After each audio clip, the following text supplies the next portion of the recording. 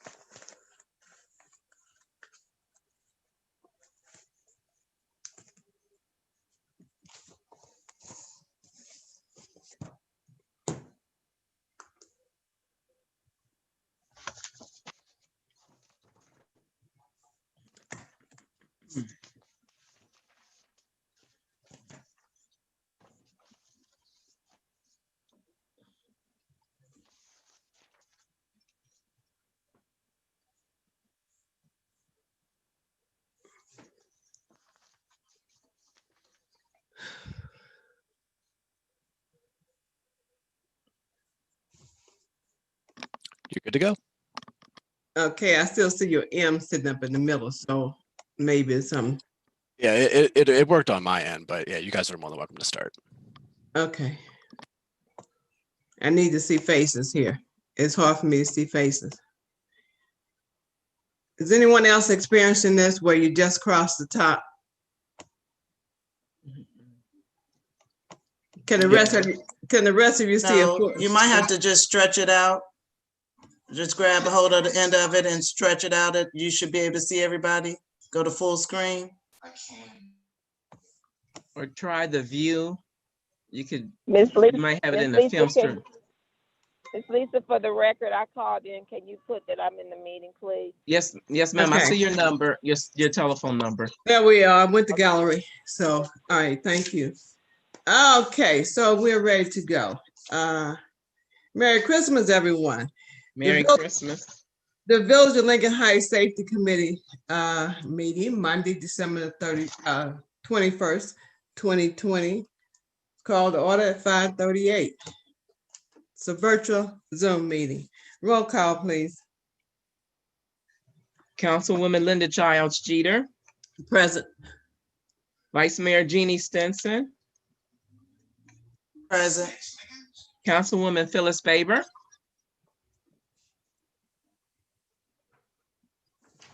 Take your mute Council- sign, Ms. Baby.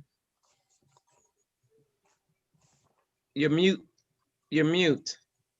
We can't hear you. We can't hear you. Press your space bar. Okay, present. I got you.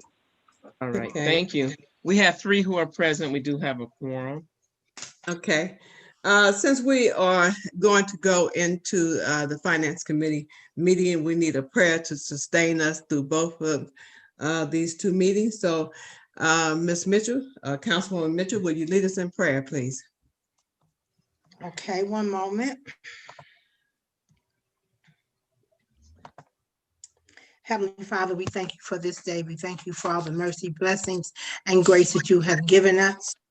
Lord, we appreciate the favor that you have shown the Village of Lincoln Heights through the work of the staff, the diligence of council members, and the contribution of outside resources. Keep us focused tonight, Heavenly Father, so that we may keenly be aware of what is necessary to move the village forward now and in 2021. Amen. Amen. Thank you. Thank you, Councilwoman Mitchell.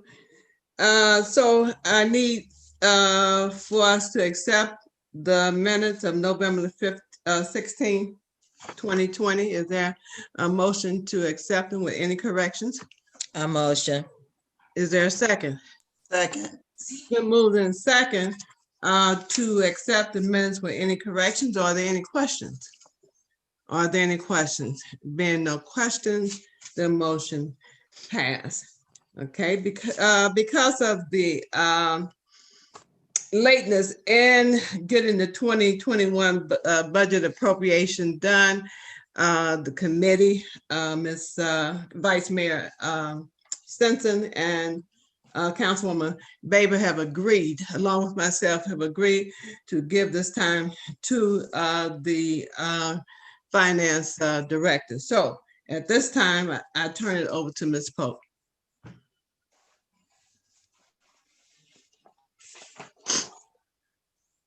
Uh-oh.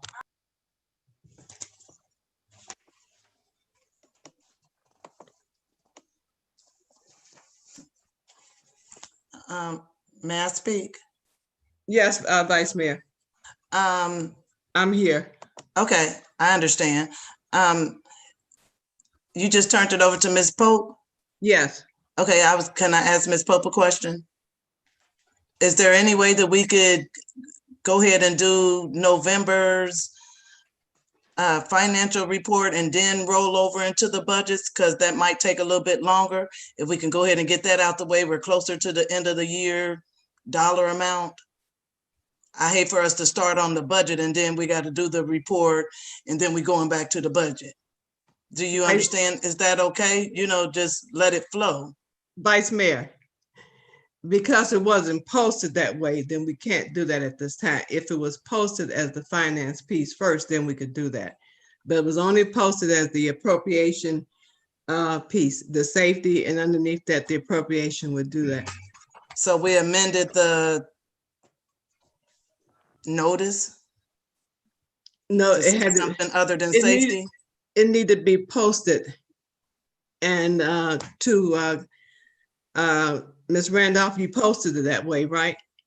As the 2021, yes, 2021 budget appropriations meeting per Yeah. our conversation and also speaking with Ms. Donna Pope. And I did that last Friday. Okay, so it had to be So I posted. didn't know anything about the finance coming first. No one. Yeah, so it will be. Miss Randolph, Huh? it just came to my head. Okay. Nobody is saying anything. I'm just Okay. saying it now. Okay. Yeah,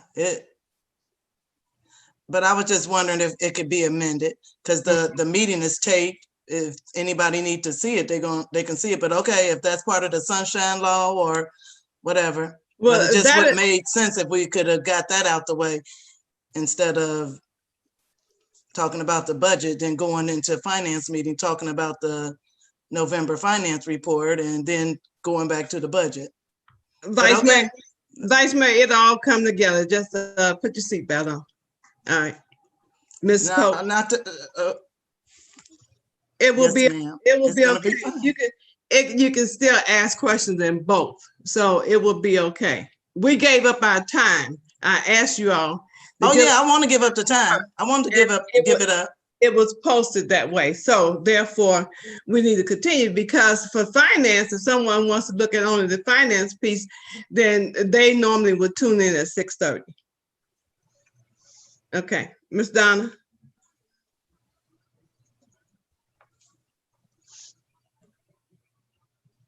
You have your mic on. Can you hear me? Yes. Yeah, yeah. Oh, okay. And let me put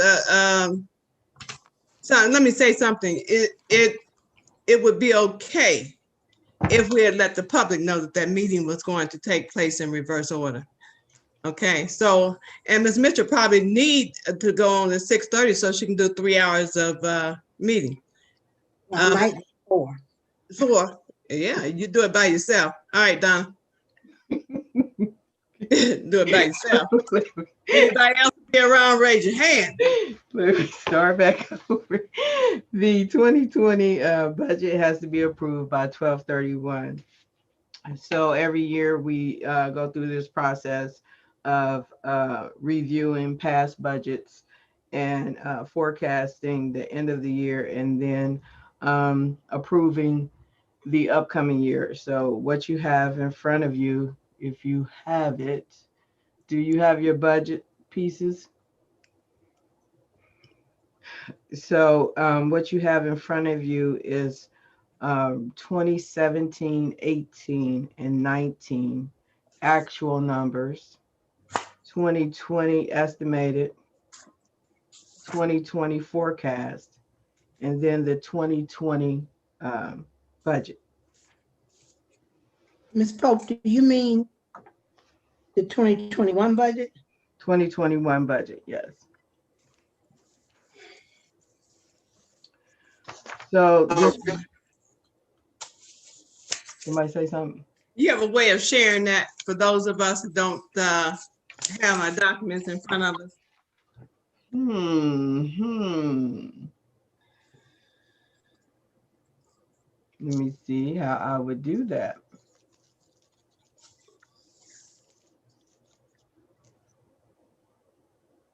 Was it sent to us in an email? Because if it was, I can try to find the email and have him make me the host or make you the host, Ms. Pope.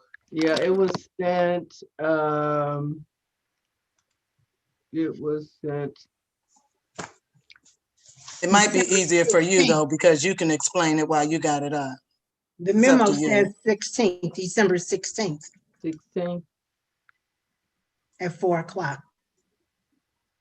So I don't know how to do that. So how would I share? Would I share my screen as far as my Matthew, can you make her the host, please? Ms. Yes, Pope, the host. Ms. Pope, you're actually the co-host right now. So if you just do in the middle where it says share screen, you can click on that and then select what you want everyone to see.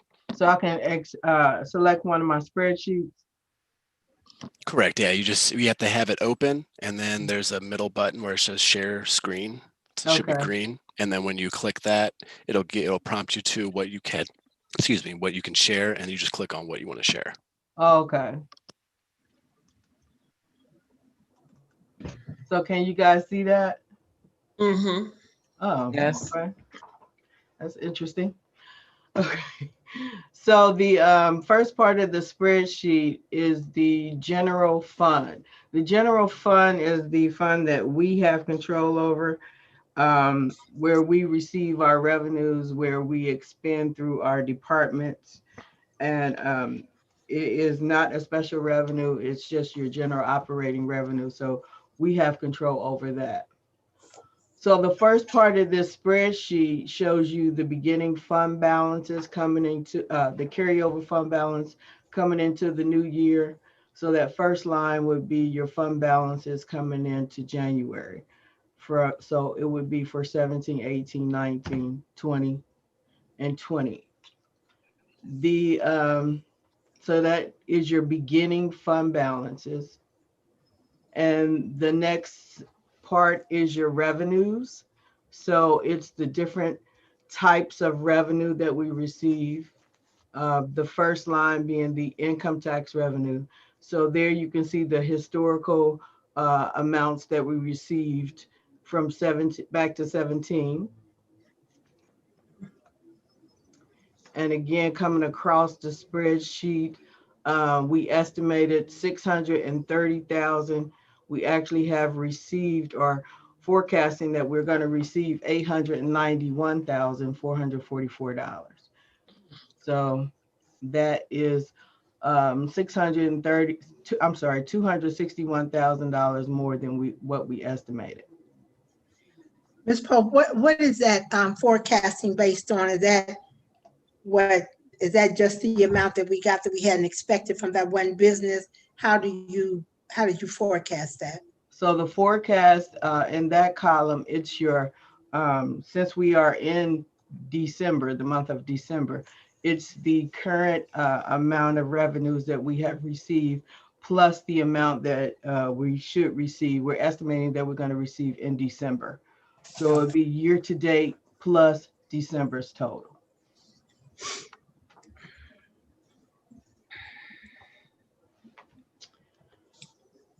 So I don't know how you guys want to go through this. You want me to just go through each section because, you know, we review it like this every year. So do you want me to go through each section of the different types of revenues? Would that be more beneficial to everybody, or we just go down to the totals?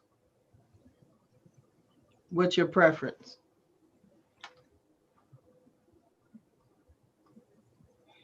Okay, so let's go to the next section of other local revenues. That's going to be your property taxes.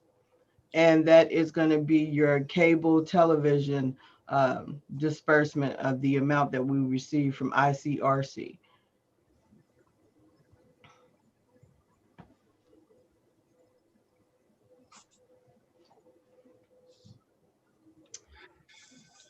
Your intergovernmental revenue is monies that you receive from the county, the shared money from the county and the state.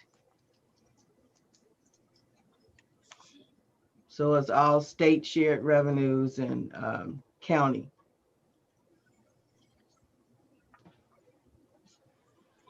Your other revenue. Ms. Pope, I have a question. So does the, when we talk about the permissive taxes, was that the state, is that part of the local government or is that other state shared taxes? That's other state shared taxes.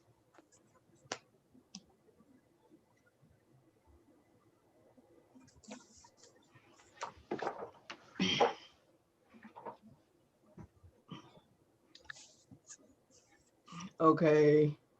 Then your other revenues is your solid waste, your recycling,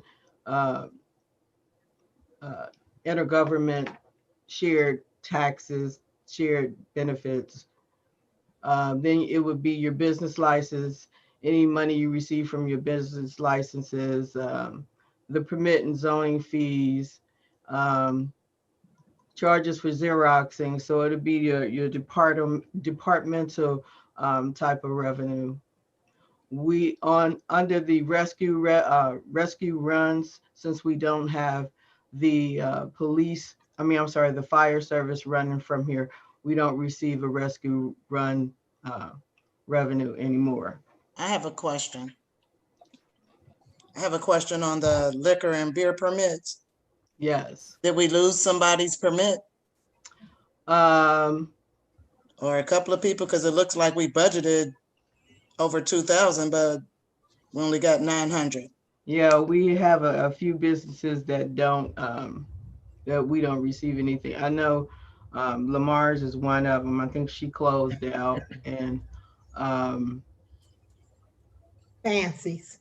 Fancies. Okay, it's Fancies. So Meaning, what do you mean? They don't sell liquor anymore? Fancy, Lamar's is not open. They haven't been open since the pandemic. And I don't know what the structure of Fancies is.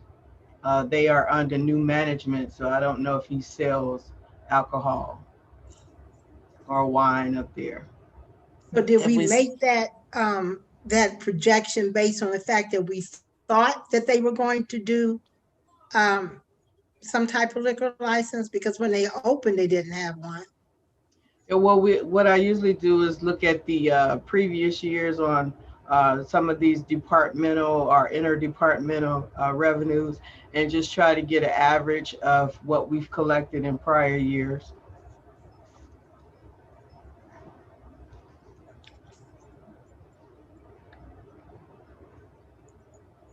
So I guess that 2017 and 2018 probably included the peppermint. Yes. Okay.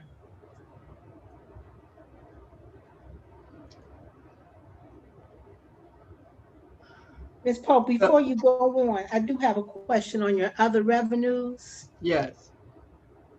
So for the miscellaneous, we are, I guess maybe, well, this is saying that we forecast 7 for this year, right? Miscellaneous services under $7,094. Is that what you're saying? Yeah, right. Okay. Okay, so that's, is that on our regular report as miscellaneous income, correct? Yes. Okay. All of these numbers are on your regular November reports. Okay, so Your so regular for the financial. budget, well, and on here, but for in the last one, I thought we had 11,000, didn't we, for this year or something? So why are we going down from 11 to 7? Let me see where I saw that. I think that was, I don't know, but maybe we'll come across it, but I was just concerned that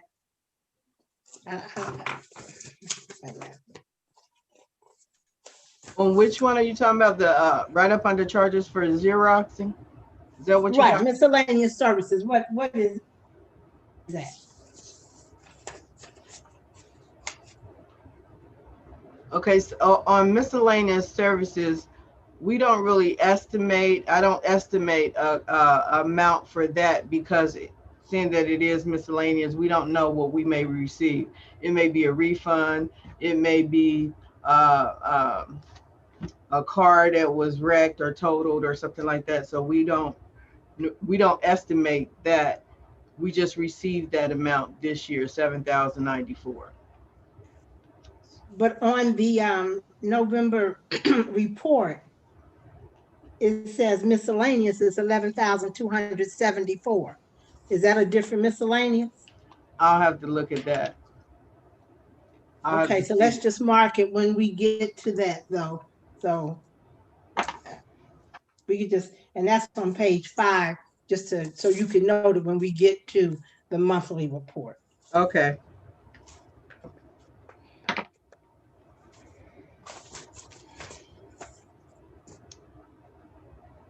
So the first section of revenues, that's revenues that we receive from, the majority of those revenues are received from intergovernmental, state, county, in different departments like that. This next set of revenues is coming mainly from mayor's court.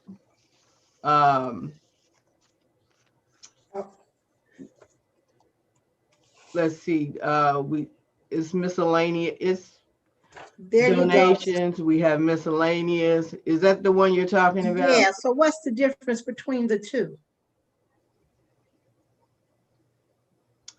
This miscellaneous, the one up top is if it came from the state or something like that. A different, I don't have a category for it.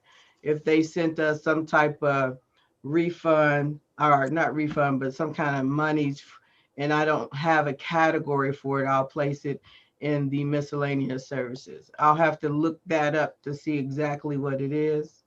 So you'll be able to give us what those various amounts were and Yeah, and the reason for it. Once I'll print off a detailed report, Okay. and it'll tell me exactly what that is. So then what would the miscellaneous services be? So the miscellaneous up under that is if we, any type of reimbursements that we may have received for any type of overpayments or just anything that comes directly to us. Okay, and so when you mention overpayment, then that's somewhere, it's like an in and an out because we got to give it back if it's an overpayment, right? Is that? If I've overpaid something, they give it back to us, yes.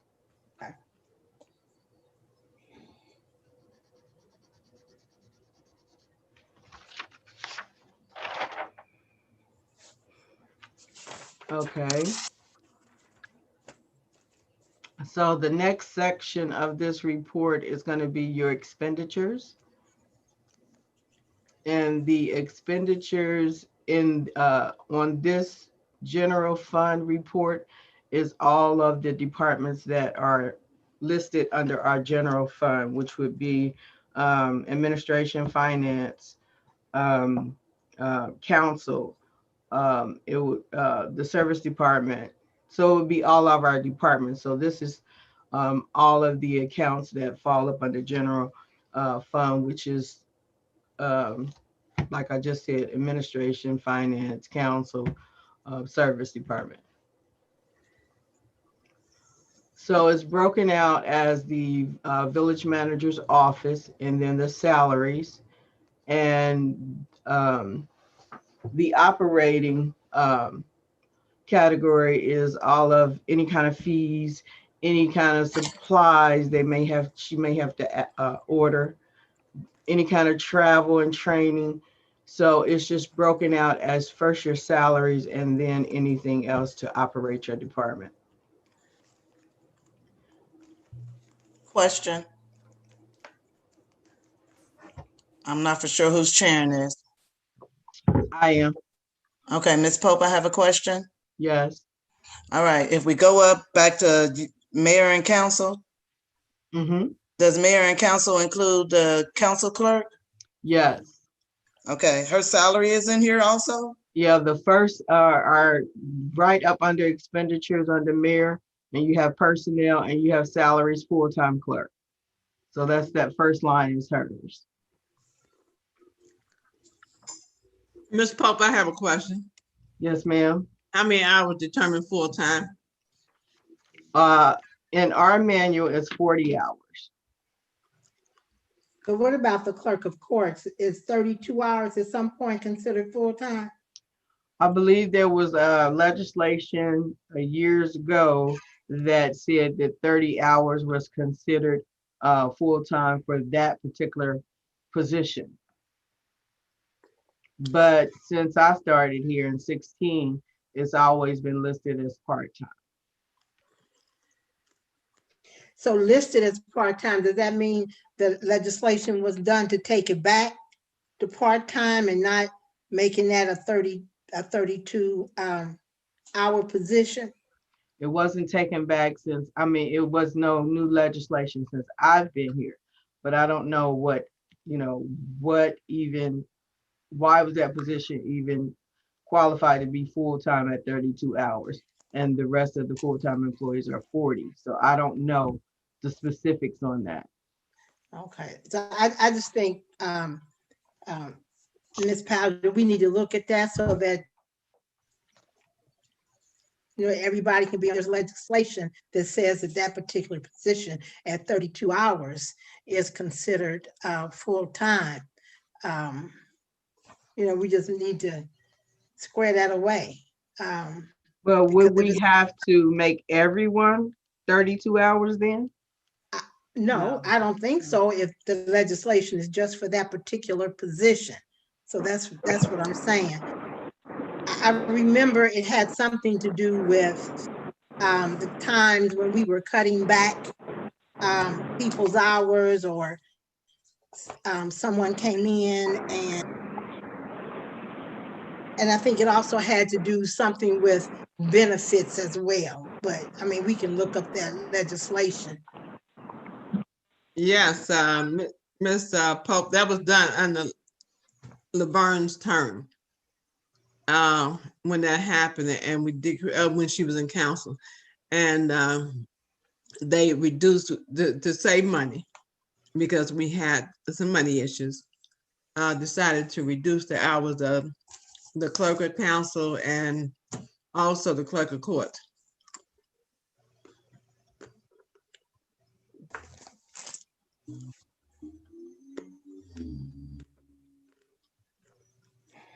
Okay, so we are at finance personnel, salaries is listed first, and then operating, travel and training.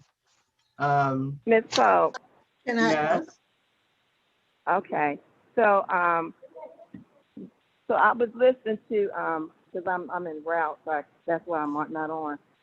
But I was listening to the information that you gave for Mayor's Court. So I wish we would have been able to go over this information before we even hired another clerk of court, because Ms. Terry, she came in the same way, 32 hours. So yeah, we do need to look at that if we're going to make changes, because that would have given us the opportunity to post that job that way. So I just wanted to point that out, that that's the way it was, and I came on okay. as mayor and before. Thank you.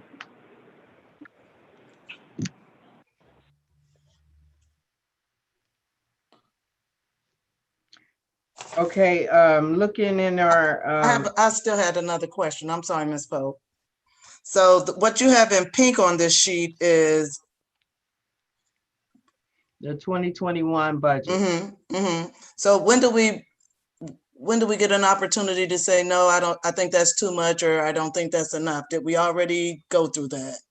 We went through fire, we went through service, we went through police. We didn't go through council completely, but council, the biggest conversation is usually the travel and training. So when I talked to the mayor, she said just put it in there as the same amount because of, you know, COVID and everything like that.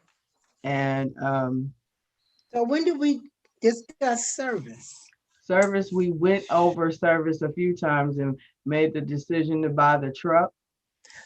Now, what we didn't do with anybody is go over salaries. And I attached to this, attached to the budget that I gave you guys last week was a salary listing.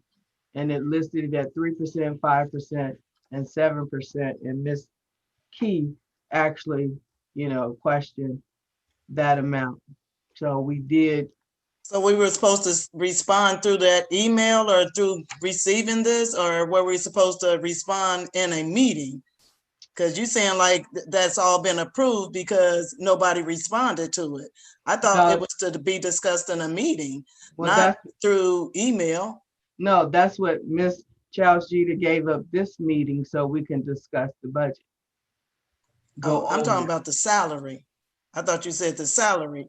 Ms. Key was the only one that responded about the salary. No, she actually said that in a meeting. She didn't send me an email when I handed the documentation out last week, and she brought we talked about that a little bit. And who approves the salaries? Council. Okay.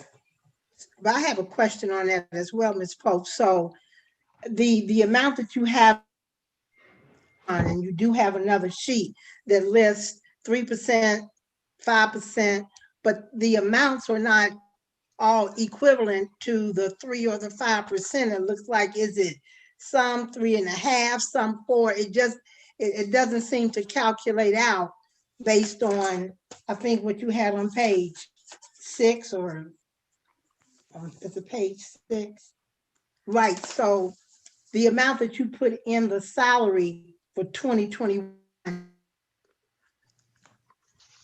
is based on, was that just arbitrary until we can discuss it, or? No, the scale is the salaries times the current salary times the 3%, 5%, or the 7%. I have a question. Ms. Pope. Go ahead. Okay, are we comparing 6 to this? Because it looks like everybody got 7%. Okay, which documentation are you guys looking at? Page 6 of the salaries. Aren't we still discussing salaries, or we moved on to something different? There's 3 columns there. That one's a 3%, one's a 5%, and one's a 7%. I don't have one that says 7%. Mine says 2021. Market rate adjustment. It says market rate adjustment. Okay, so because I was under the impression that's what the dollar amount was going to be. When you said market rate adjustment 2021, I assumed that was the 2021 adjustment. That's what was going to be for 2021. So you're saying that's not the case? No, that's not the case. Okay. Woo. Okay. No, so I've been angry all afternoon for nothing, Ms. Pope. No, at council, you guys still have to say, okay, we're gonna approve a 3% or 5% or 7% or no percent. You still have to, but these are just what it would be if whatever amount you approve. But so we pick that collectively, that would be 3% across the board, 5% across the board. I don't understand. Yeah, you pick it you decide collectively based on the totals of the total amount of all salaries. So you're saying that across the board, everybody would get, if like 5%, regardless of work. You're just gonna get 5% because everybody's a team, so everybody gets 5%. Well, We need to tell the mayor to mute herself. She uh, did. I was saying the mayor need to mute herself so we don't hear her at work, because I can't hear you. Donna, Miss Powell has her hand up. Oh, I can't see her. I'm sorry. I think, I hope, what Donna is saying, that you guys pick the rate of increase, but their performance is based on, my understanding, is based on what I can go as high as that. So I don't think it's fair that if I have a poor performer, then they just automatically get a 5%. I think that should be under the discretion of the village manager based upon performance when we develop that performance measurement for 2021. So my And if question, somebody Ms. correct me Powell, if I'm wrong, I'm short of 30 days. So y'all tell me if I'm wrong. one of my questions is that when we look at the 3% and the 5%, and if that's 7%, shouldn't that show us what? Because 3%, under 3% is, under village administrative is 80, 5% is 80. So, and So, even if you go down and look at, I agree with you, Councilmember Mitchell. I think when you say it's going to be 33%, that 80,000 should reflect that 3% Right. adjustment. right, So, right. Donna, if you could correct that, it doesn't clearly show to council what the real effect would be of those adjusted amounts, because that just consistently show 80,000 below the 5% increase. So if you multiply 80,000 times 1.05, oops, that's not right. That amount under the 5% probably should reflect 84,000. Okay, I didn't do a percentage for the village manager and the administrative assistant because you guys just started. So those numbers are the same. But when you go But it down would be good to see, just so it's consistent. yeah, but I think consistency is better than the logic behind it, even though it's not gonna. Right. Because you didn't tell that story, excuse me, y'all. So council doesn't understand that. They just see the first part. So having this conversation brought that to your attention that it's not consistent. So if we show consistency, no one would be confused.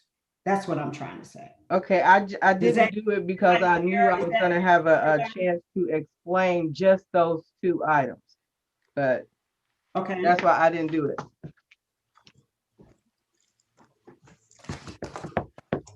Okay.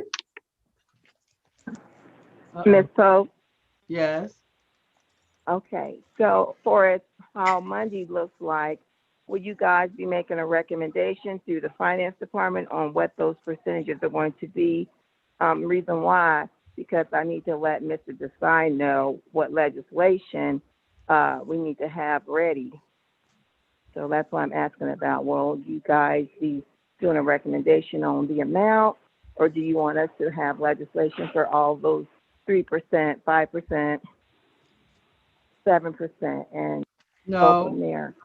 No, the decision comes from council on, okay, we're gonna recommend 3%, or we're not gonna recommend anything, or whatever you recommend. And then when I do the final budget spreadsheet that I'll send to Depop, it'll have the final numbers on there. It won't have any recommended, it'll have the final. Question. Right, that's why I was asking. I wanted to find out how it was going to come across as far as legislation, where they're going to be doing a recommendation, deciding on that today to let you know what to send him. Question. It still doesn't make sense to me, Ms. Pope, because what if somebody deserves the 7%, but somebody else deserves just the 3%, and maybe somebody else just deserved the 5% in between. How do you have that discussion? I'm still confused on how you figure that out.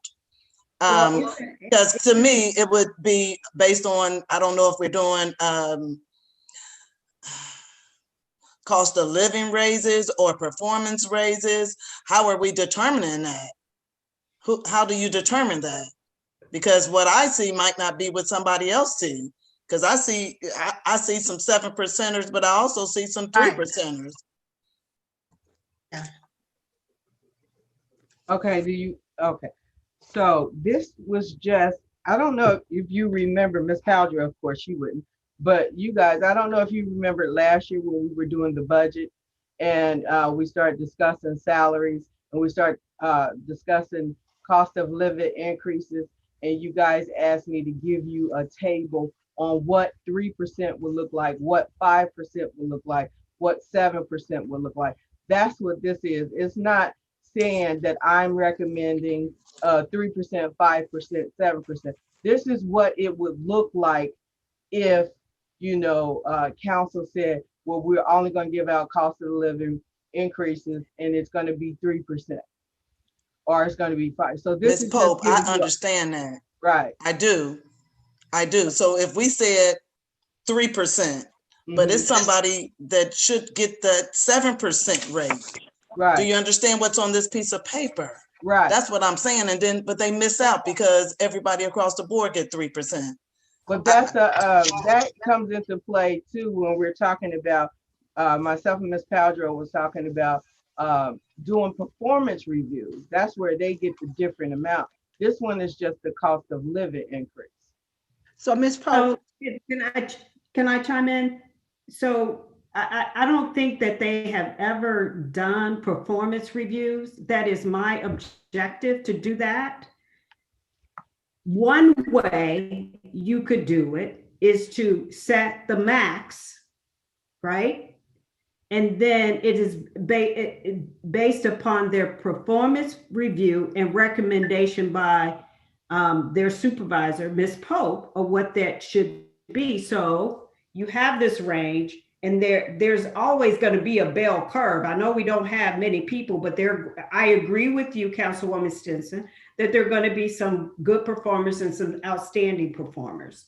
So if you're giving us a top, what your max you're willing to give people, then that allows the administration to do performance appraisals and allocate based upon performance.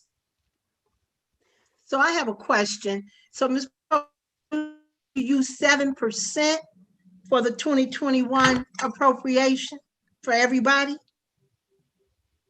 Because if you look, this is only just a table. It's not a final decision. I can't make that final decision. No, but I guess what I'm saying, if we're looking at the bottom line and looking at the totals, I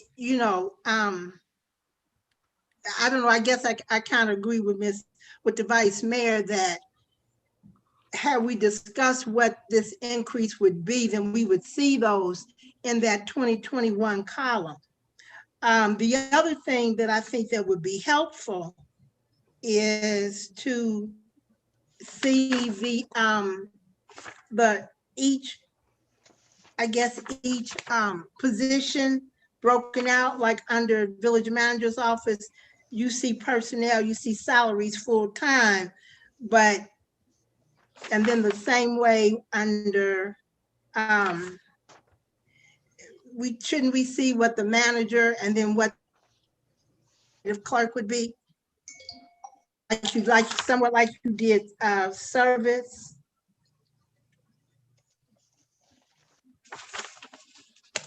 You know what I'm saying? Because, wait a minute, let me.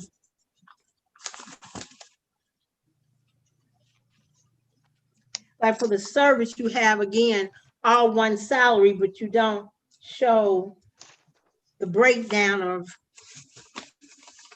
I don't know, it just seems like when I saw that first one, it seemed like it was 7%. So I'm asking if that total number that when we start looking at that pink column, were those, you put in the suggestion of 7%.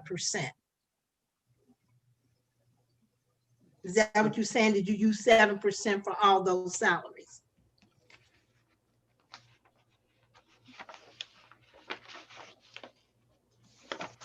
I am looking to see what you're talking about.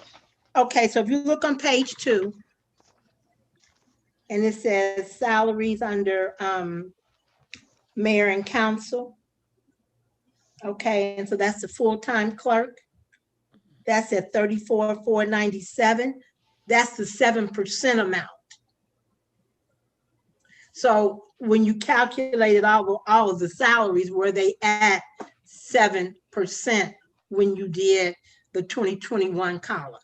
Yes. Okay. Thank you.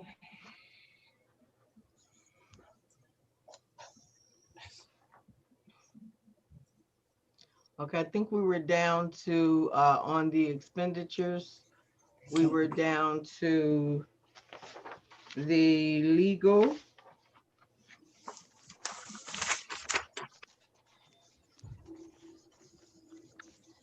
And that's on page 3. I think it's 3. I have 3. I hope I have 3.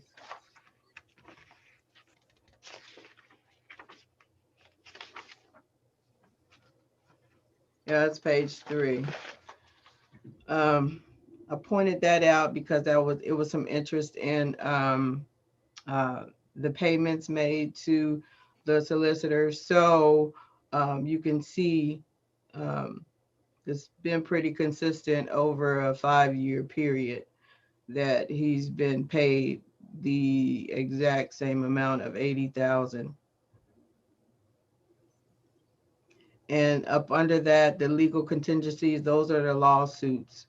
So we had a few payments that we had to make in 17, 18, and in 19. And for 20, we just put a $50,000 amount in the contingencies for any type of emergency. It could have been, thankfully it was not a lawsuit, but we put that in there for anything that major may happen. And just to have that amount there, for example, if we had a roof, cave in and we needed the extra money. So we put that in that line item for emergencies. Question. Under legal? The contingencies. Oh, So why do we have contingencies? which one of us get to go? Me or you? I'm sorry. Go ahead, Jeannie. Okay. I was looking at, I think that we should up it for legal simply because of the comment. He's been doing it for a while and they have never gone up since whenever. I think we should throw another 5, 6, 7 in there. Really, I think that we should. Also, right up under there was something that had to do with,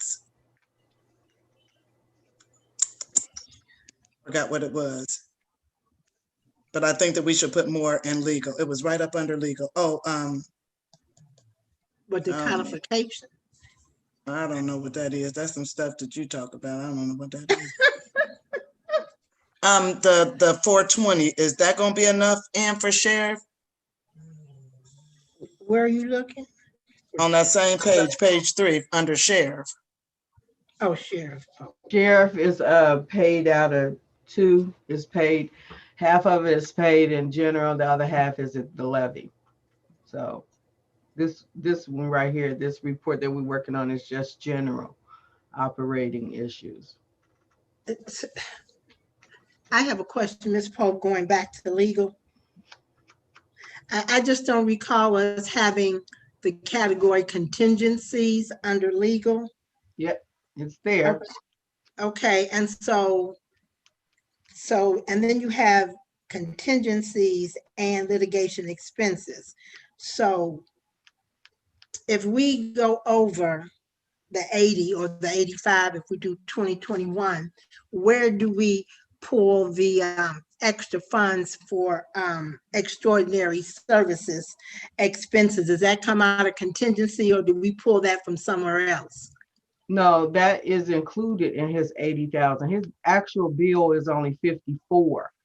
His bill is Okay. 54. That's, you're right, okay, The that's so, 30,000 is the contingencies that we pay him. Our oh, you extraordinary. mean the extraordinary, okay, Yeah. all right, so. Okay, that's good, because I don't even think Deepak mentioned that when he came to talk, so that we know that so much is for regular services and that we already have built in the extraordinary fees Yeah, to some degree. extraordinary is controllable too, to some degree. Right. Okay,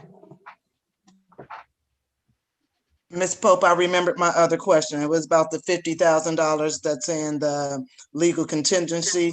It's the same $50,000. It's not like a new that we're putting in there. It's the same. It's just rolling over because we haven't had to spend it, right? Yeah, Knock on wood. yeah. Okay, yeah. Do we need to think about maybe in the future putting that up?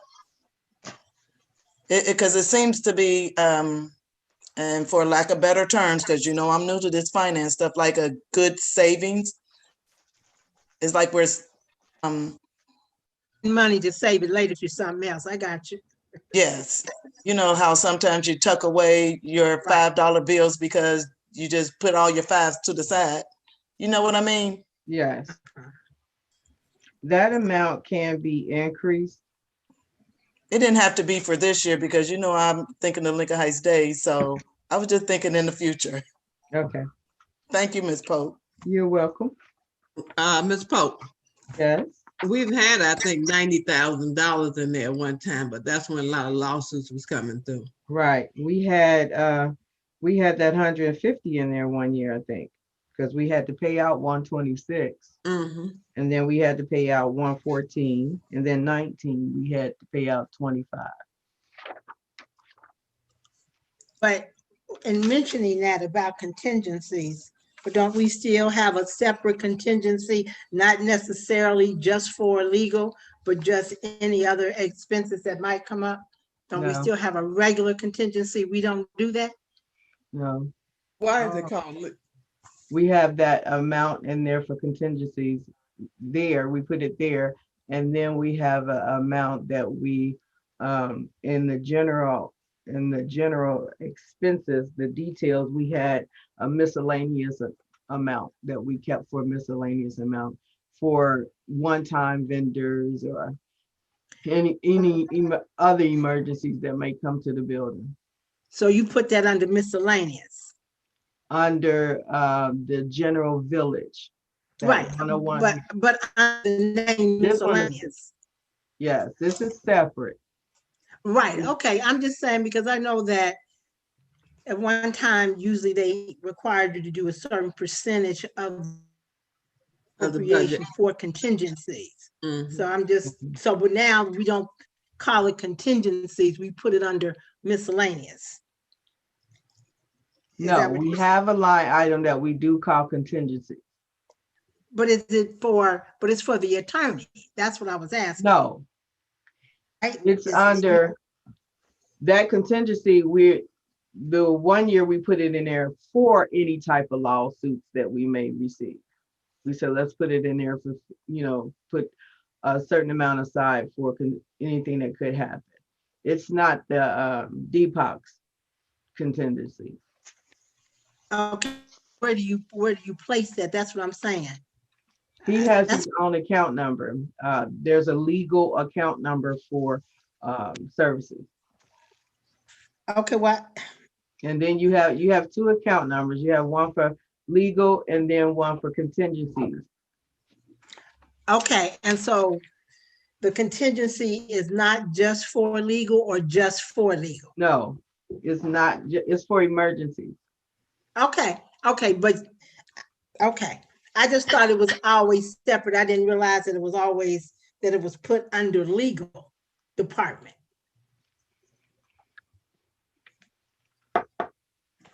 Okay, I just think, I'll get with you later. I'd like to take another look at that, where we place that contingency, but okay.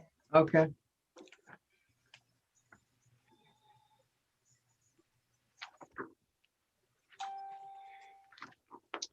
On that same on page 4, we have the service department personnel. Did you go to, did you go to page 4? Yes, ma'am, page 4. At the bottom of page 4, you have the service department,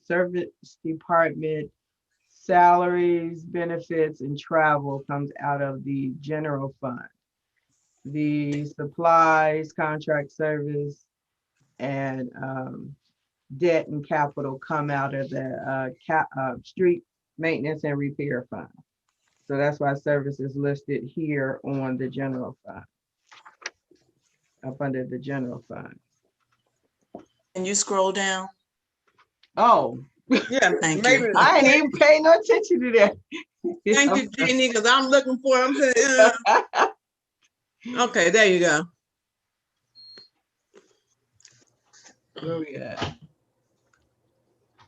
Ms. Pope, can we go back up to building and zoning when you finish service? Okay, you want building and zoning? You could bring it, do it the other way. The other one here? Yeah, it's just before you get Okay, to, there it is. There it is. So, under building and zoning,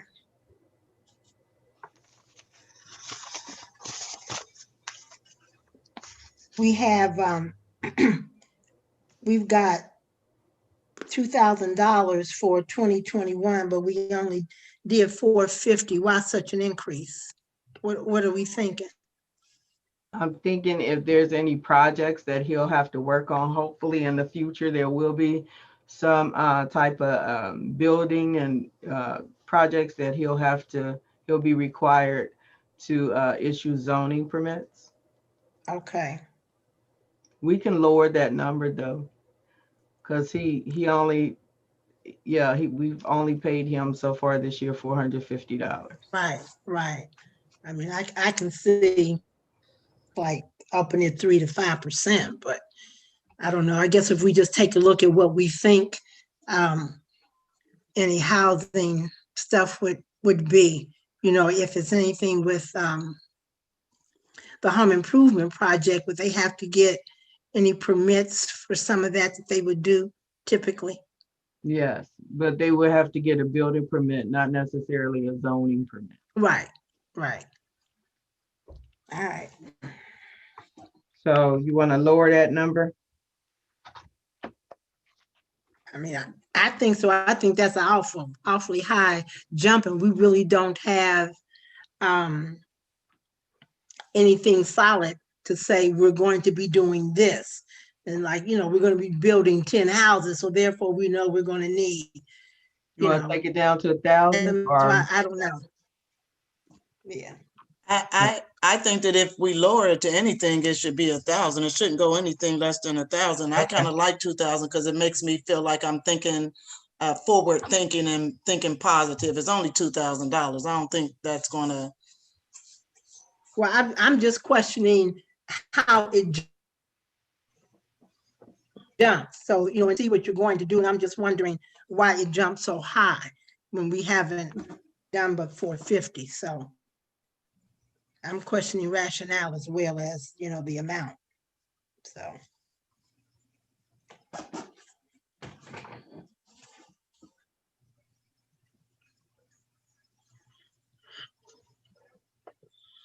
Okay, the next item would be Mayor's Court. If we go here, Miss Deborah Gaines has been pretty consistent and not increasing the amount that we pay her. It's $550 a month. So hers is just 66. This year in 20, when we paid her 77,000, I'm sure it was an invoice that was paid in 20. Or 19, I think it was.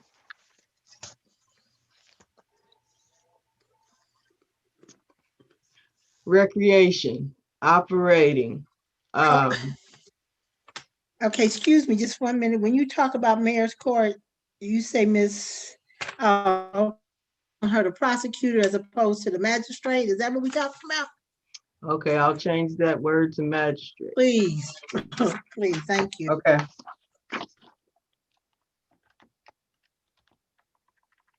Where were we at on the next one? I have a question Ms. also, Ms. Pope, about service. So does that is for 4 people, correct? And not the 3, to go from 106 to 140,000. Is that for, that's at 7% for 4 or the 3? So it would have been 4 full-time personnel Okay, and 1 and the custodian. 1 custodian.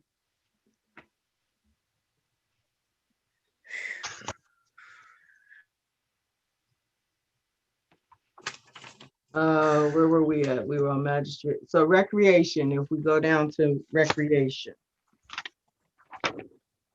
that is page 5. So if you look over here in the pink column, the 20,000 outside services, which is equivalent to contract service for any payments that we have to make to vendors. And then supplies, I put 10,000. I put 30,000 in there for the 75th, because we had discussed it in one of the Respect My blocks, on top of trying to get donations and everything, the amount that we were discussing that the village, should have to, pay for. We gave a dollar amount. Yeah, we said like 20 or 30,000. That's how much the village, we have to do for the village, or is that how much we expect to get in donations? No, the payment that the village should be responsible for. One of the discussions that we that was brought up in the Respect My block, my own discussion was, I thought it was different that the village expected the community to pay for like a family day, or so I thought the village should be responsible for some of the payment on top of anything else. That we're going to try to get some donation, but we should have a budgeted amount that the village is responsible for making payments to these vendors and purchasing different supplies that we may need for the 75th. Okay, and this is general. I agree fund. with you. Yeah. Guess it's just the Laverne and Jeannie show today. I didn't know that we had given a dollar amount. I know that we did make that suggestion that we should have something for like deposits and things like that, but 30,000, that's just for my my committee. Yeah, I'm thinking. Well, see, that's why I put in that amount. We were actually discussing it was probably going to be a lot higher, but what amount do we put? We need to put something in here, and something more than $5,800. So you on mute again.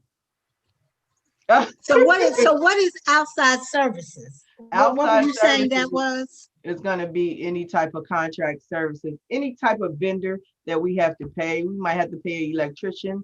We might have to, any kind of vendor that we might have to pay.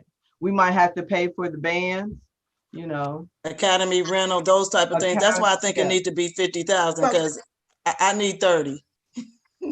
Okay, so where,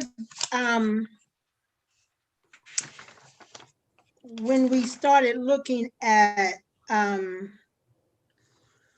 don't know, I guess when looking at the revenue, where did we say that revenue was coming to?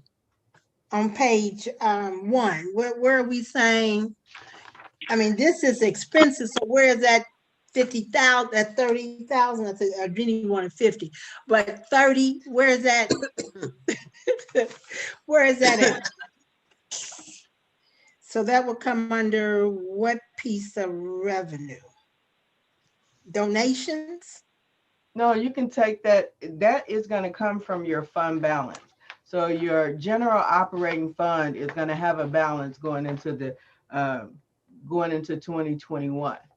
So your ending fund balance, which becomes your carry forward balance, we're gonna have about 500,000 bringing into the new year. Okay, but I guess I was just wondering, where do we show? Okay, Where do I say this is from? I mean, this is these funds are for recreation, even though we know, I mean, you know, do we want to do just Lincoln Heights Day, or when we No, show recreation?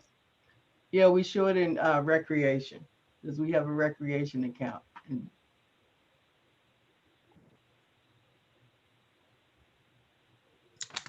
Question. The 30,000 you have listed there would be considered the seed money? Yes. Straighten your face. And I would have to say that I'm one that believes it should be community driven, but we don't have that kind of community to come together and put this thing together for the 75th, in addition to or with council. I'd like to say something to that.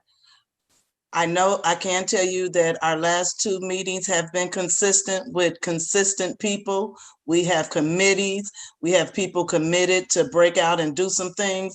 I thought that those meetings went well and that we could really get some things done with the community's support. It's the community that we allow to head these committees. So on January, when they come back to report, we'll see if they're really not just talking about it, but being about it, because everybody has an assignment. So Exactly. I wouldn't say that we have some very dedicated people that showed up. Oh, then I need to correct that. I was talking more so bring the money in. Okay. Okay, I understand that now. Okay, but yeah, but that committee has a nice plan to not just get money from inside of Lincoln House, but go outside of Lincoln Heights as well. Great. It all had to do with the money. It had to do with paying for the event. Ms. Pope. Yes. Okay. Also, along with that, I know the committees we were talking about fundraisers. So as we had previously did at the previous Lincoln Heights Days, we had the fundraisers, and those fundraisers, even though our seed money was a lot less, and I don't think it's a lot because we worked hard for that money, but they're talking about sponsorship. So actually, even though if they say it was 30,000, we're looking at it costing actually more than that for all, you know, we'll find out when they have their next meeting, but you want to talk about other additional money that's going to go back into it. So 30,000, hey, that's some seed money along with some fundraising, which they talked about, and we'll see how those committees come back and report. At Respect My Block. I know they talked about sponsorship letters, so if they're going to get seed money, they also are planning to do a sponsorship, so we won't feel like we funded the whole entire thing. So I just wanted to put that out there, that they are talking about doing some fundraising to add to that pot of money. Some additional revenue. That's what I was referring to, where that would show.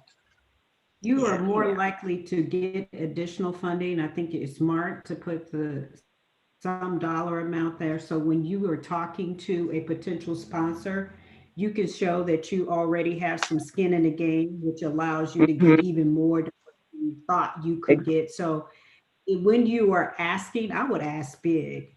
I would ask big. And it's Lincoln Heights has a rich story that people can buy into and would support. So I would ask big.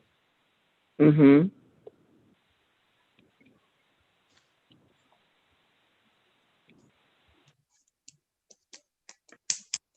I think I hit something and my screen sharing went off. Yeah, you can share your screen again if you need to. I think I hit something. Just go back to the share screen.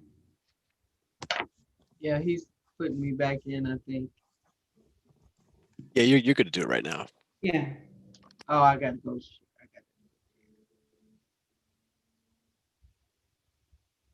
Bottom of your screen.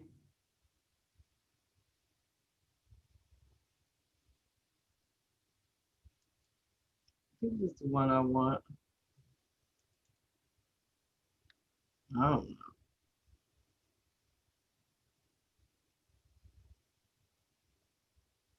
Says I'm sharing screen, but I think I actually picked my I don't know. Here, let me try it again. We can see the screen. We see the screen. If you want to make it bigger. Yeah, Oh, we can see it. Yeah. There you go. Okay. So I think after recreation, we were just down to general village operating, and that is all your contract services, your insurances, gas and electric, Rumpke.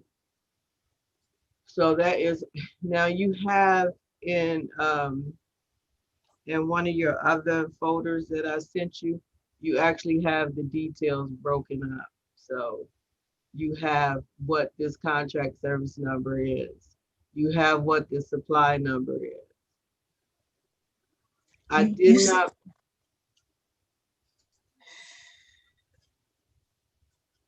Is somebody going to say something? Now, you said you sent us something else?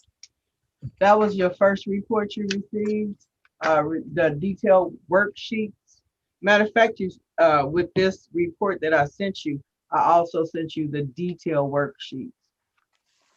Oh, I don't, what does that look like, Donna? When did you send it? Because I just recall we getting this one. Yeah, that's the one. It should be your details should be on there too. Oh, okay, it's It's at the end of that Does it stuff that say- she stapled for us. This Okay, one I right got here, it. this general Okay. village. Okay, Yeah. I just thought when you said send, I thought it was under separate cover with something else. Okay. No, so that's all your details on that. So general village would cover ADP, the processing fees, the Cincinnati bill. So it would cover all of your building bills, fees, contracts. So memberships, it would include the membership. And then, of course, it would include supplies.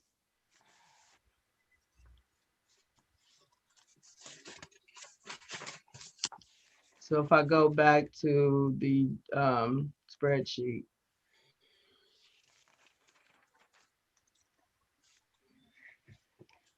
So I didn't include anything in capital because we've gotten new furniture, we've gotten new computers through the CARES Act. The building, any kind of emergencies that may happen with the building, that's where we have it listed under contingencies. So unless you guys can think of anything else we may need under capital, I didn't put anything under the general village capital.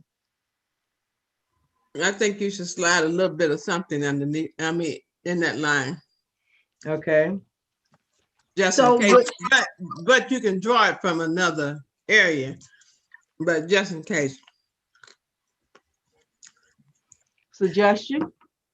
So would capital be, I'm just trying to think about, I had a conversation with Ms. Powell today about the missing trash can and the missing bench at Adams and Mangum. So as we talk about trying to be consistent, so is that, can we use that as capital, or does that come out of street maintenance? If we wanted to place new for the trash garbage can. can, that would be street maintenance. For a bench, it depends on the cost of that. What it would be the cost of that? If it's anything like. What does it? So the cost would have to, the cost determines whether or not it's capital? The majority of it's a- time, yes. That's kind of. Make it not capital. I'm not talking about something for debt. You're not talking about like a debt item, are you? No. Okay, so what else, what would make it not capital? Huh? The cost, I mean, it could be, a bench could be $300. A bench could be $5,000. So it's usually determined by the life expectancy, and then you associate a cost. Like if council says anything over $2,000 is considered capital. Okay, so do we have something like that? I don't recall that we do, unless we do. So I'm So, just asking. Okay. we so don't when have I any- would put in capital, last year I put the computers in capital because they have a life expectancy of over 5 years. So I put that in capital. I put the furniture in capital. Okay, so that, okay, so we needed benches, additional benches, whether it's at the park or, you know, replacing those at the bus stops, that would be considered capital, correct? Yeah. Let's just go ahead and, So that's what I'm suggesting. If you asking for suggestions, I think we need to look at okay, making sure that we have, I mean, this is just, I mean, it's for discussion. right, Those benches where people are, you know, especially now that we have a wider mangum, because some places you couldn't put the bench because of where it was.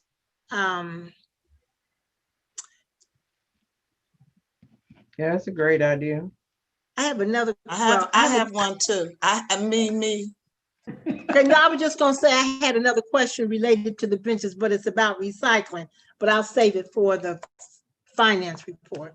Is there any way we can put some money in there to do something for our gateways? Especially our new one? The signage? Sure. Okay. And so how do we? I was thinking a big old flag with in the shape of Lincoln Heights or something to say, welcome, something like that. You know, Village of Lincoln Heights, I don't know, something to let people know that exit 13 still exists. Right. So can I ask about, Ms. Pope, you might know, I talked to Ms. Powdrill about this today. Do we still have our historical markers or do we need to get some more? I don't know. I don't know. So I did I see know. one today. I did see one. you saw one? Yes, I did. So I will check. That's my R for that responsibility and check on that. But can I add on there, can we do some flowers? I like flowers and I think they are beautiful and speak to who are we becoming. Thank you. That's a good idea. Nice flowers, not just thrown in there flowers, nice arranged flowers. And not just for City Hall, but for at Mangum and other gateways, right? All right. Vice Mayor. So, Okay, I was gonna say that I thought the Vice Mayor and Ruby and the mayor were did. doing that. We were working on That's that, what- but I don't think we knew where we were gonna get the money from. We were just shopping, didn't have any money or anything. yeah. We had big Right. ideas. Right now, what we need is just a slide of the amount in there and decide how you're gonna spend it later. Right, Okay. and that would be flowers for both the seasons, right? For not just summer, but you Yeah, know. winter, it's the Okay. whole year, whole. Yeah, every- we can all get some, 4 seasons. you can get some artificial flowers or whatever. We just need to Now know. we ain't getting nothing artificial. Nah, nothing artificial. Well, the whole message is just decide what you want to put into that account so we can move on. It is. Right. So instead of flowers, say landscaping. Say landscaping. I hear you, Linda. Okay, so put something in that line. Thank you. Right. Put $20,000 in there and hire a landscaper to come and do it. And I will go by and put my artificial flowers in. I'm gonna take them out. Okay. So Ms. Pope, I do know something that me and the Vice Mayor ran against is we are going to need to order the pots earlier because as the season progressed, we were going to they were gonna be mismatched, so we walked away from it. So if we're gonna do it, we need to look at getting those pots the first of the year so we can, start looking at where we're gonna place them at and go ahead and get them ordered. We did do our homework on it, and we'll be glad to share that information to you. Okay. But we have to do it early. Just like buying lawn furniture, all the good stuff is by August is gone, so we have to get it in the winter in order to be able to get the size that we need. We just need to find out designated areas where we want to put them. Okay. Okay. So what are you putting in there, Ms. Pope? I need include landscaper. I got 25,000. I don't know, but I'm sure a landscaper is gonna, and the And sign, we maintain it. right. Well, You're you're just asking the landscaper to design it. The village maintenance should be Right. on a They- schedule to right. maintain it ongoing. And okay. they can ask questions with whoever designs it. What does it take to maintain these on a regular basis? Right. So I have a question regarding do we have, so you're gonna put flower pots all around. Do we have, do we have a water tub? Does that still work? So that I the believe water on the that- truck? I believe that one needs to be, we need a replacement. Okay, Need a so new would that be water under tank. that, or would that come out of street maintenance? Yes, Street maintenance? yes. Okay, so let's make sure we note that. Because we don't want dead because it ain't rained.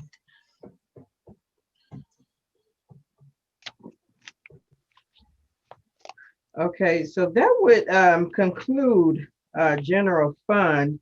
General fund carryover balance is it's going to be at least 467,308, $467,308. I'll do this one last check run, and then I'll be able to give you the definite numbers on how we're going to end out the year in the general fund. Okay, so it might be more than this? Yeah, I think it's going to be more than that. More than, right, okay. I think it's going to be more because I still have to post the receipts from Board of County Commissioners. The 169 that we got, that's going to go in the general fund. Okay, question. Yes. So I can't ask for more money in Lincoln Heights Fund. And this is something that just needs to be approved to go down to the county. As far as those salaries is concerned, those people, everybody does not have to receive a 7% increase, correct? Correct. This is just a projection. When I send this down, it won't be the numbers. Everybody won't receive a 3%. I mean, 7%. Your recommendation was 3%, right? And that's what you're recommending to you and the manager, recommending the 3%? I thought that's what you said earlier. Ms. Powdrill? I personally would recommend that we do the max. Like I said, everybody's not going to get a 7%, but I would like to reward those people who are performing in the way that highlights their care and diligence for the for the village of Lincoln Heights. I think they should be honored for that. And they have to show me that based upon what we called our characters that we will design, that they are exhibiting the characters that we believe are the characters and values of Lincoln Heights to make the village beautiful. They should be rewarded for that. But if they don't exhibit or take care of the village in the way of those standards, they should not be rewarded for that. And I think having that ability to make that recommendation or make that decision should be with the village manager. And so are you saying, Ms. Powder, that at the beginning of the year, typically, like if we give a raise or something like that, does it start in January because now they got a raise coming in January? But you're saying not to do that. You're saying wait until, I don't know, their anniversary date to decide whether or not they get that 5%. I think each employee, it is fair to them that they know how they are performing. Okay, what they I can think get. it's our responsibility to give that assessment to them and place a value on, based upon their performance, they will get their increase in 2021. I don't think it's fair for me to say, yes, give them all a raise. I don't have a history or a view of what their work performance. I want to be fair to them, and I want to be fair to the village by doing. Okay, with that, I have a question. Did everybody get bonuses for essential worker bonuses? Yes, they did. Okay, so everybody got the same amount, right? Yes, they did.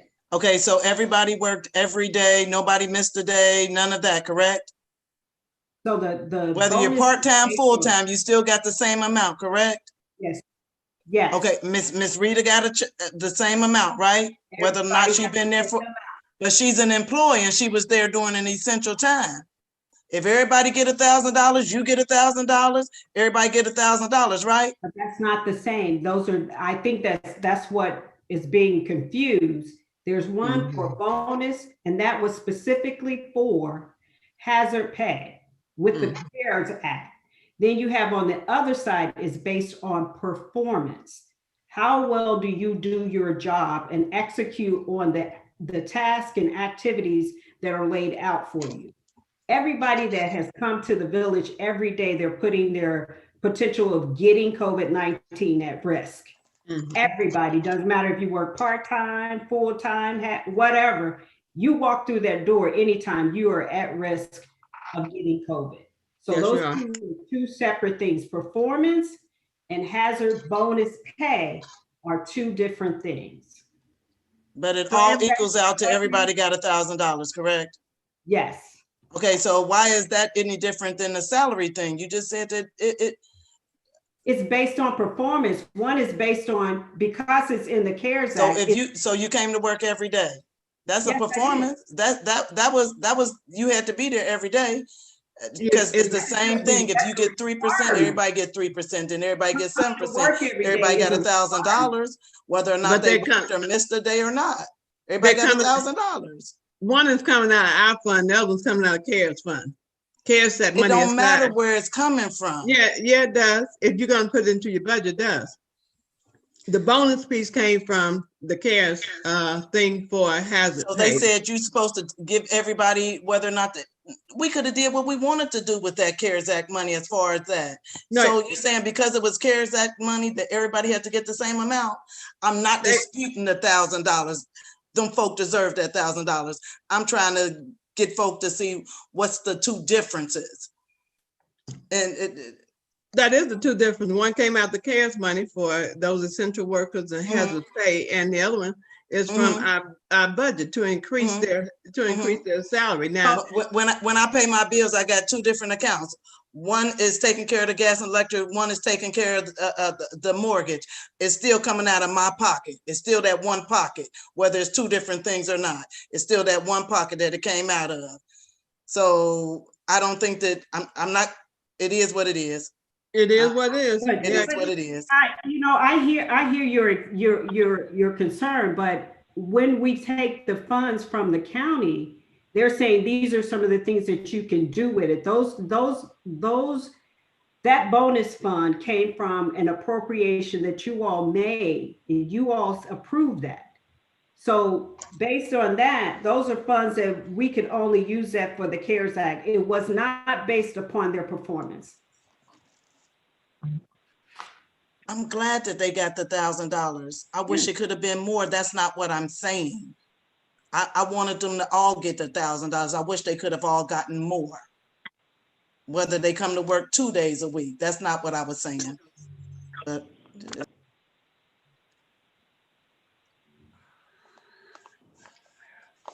Okay, so are we not suggesting a across the board increase? Ms. Powell? No, I'm not, I am requesting a maximum percentage, and it's at the discretion of the village manager or what they get. That's what I'm requesting. So what we're saying then is that in the budget, we're going to put in there, because it's just a budget, for 5%, is that? Put the range. Or are you talking 7%? I would think it would be easier to put in the range. Yeah, the and range. then put in the range, and then she determines the percentage. Okay, but what I'm saying is that, well, let me think so when we gave people raises before, those raises started in January? Yes. Okay, so this time, that's not going to happen. They're not going to get a raise starting the 1st of January. When it comes time evaluation, right? Then you decide based on what you've done up to that point, whether it's 6 months or a year or whatever. That amount, we know that what amount we put in the 2021 budget for salaries is going to be under budget, correct? Because everybody's not going to get that total amount, because Not we're not going to. necessarily. Not if you pass the budget using a range. If you use the range, she'll have, Ms. Powell will determine up to that. That's what I'm saying, but it's not going to start in January like it normally does when we give somebody a raise, because this is just the budget just in case someone gets 5%, 4%.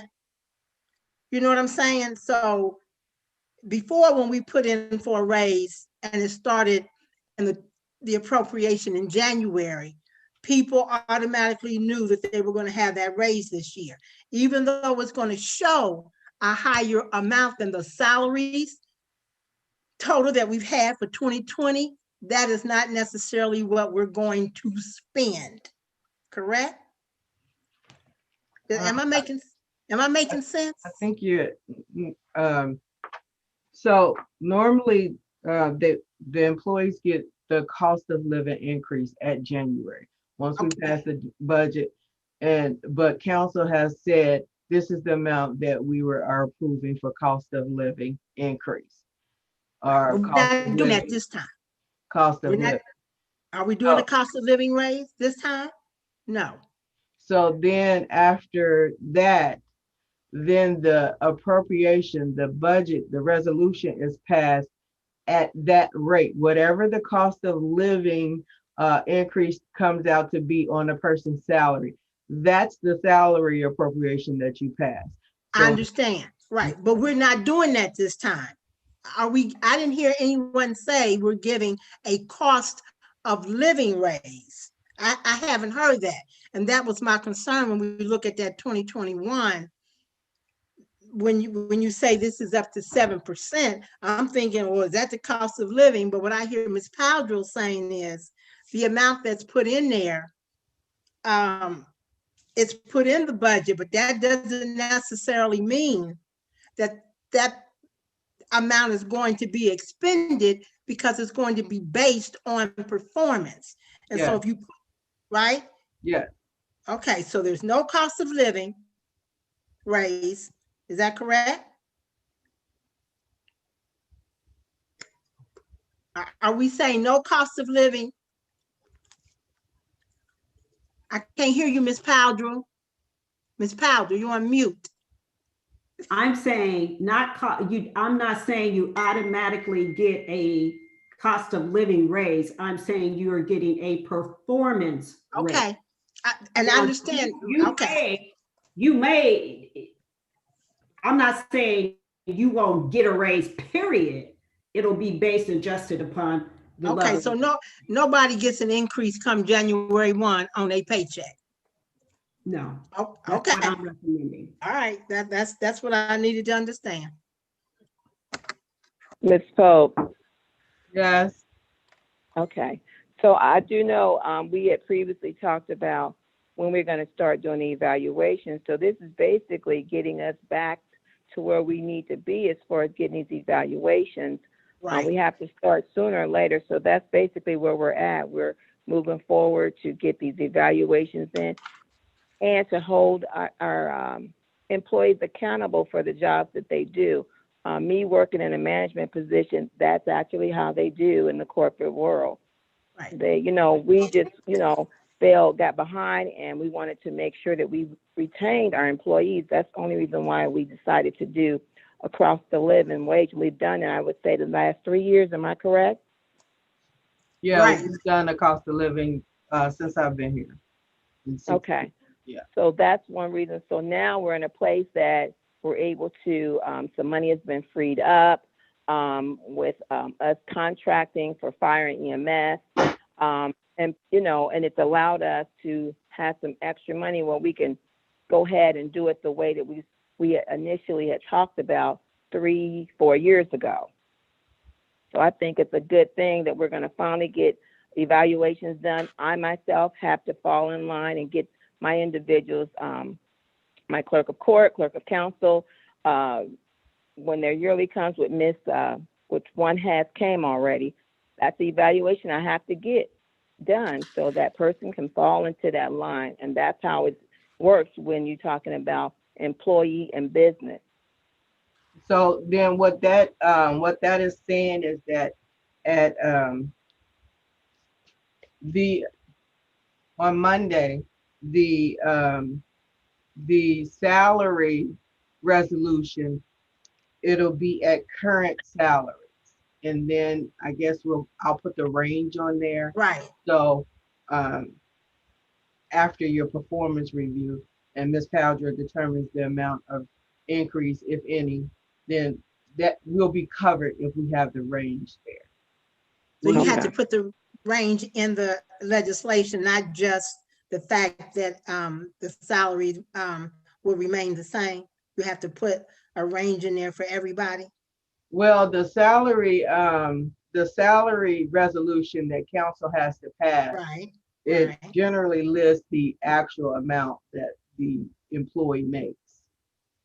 So it'll have that position, and it'll have, what I currently make. Okay, but somewhere in one of the whereases, it will say this may change based on performance or whatever. You have to put that language in there. Yeah, we're gonna have to put that in there. Okay. This will be the first one of the time that we'll do it this way. Okay.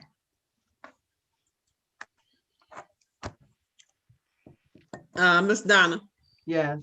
a question about the salaries for this year will be the same as next year. Did we make salary adjustments? Well, just now from this conversation, it's you're gonna pass the resolution at the current salary.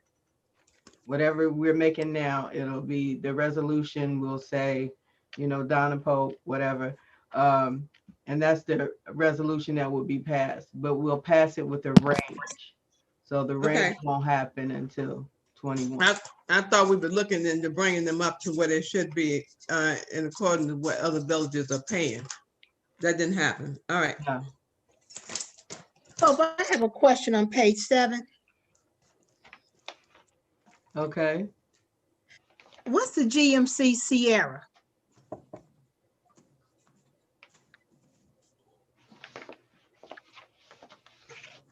Oh, GMC Sierra, isn't it? Wait a minute. That's one of the service. Where are you at?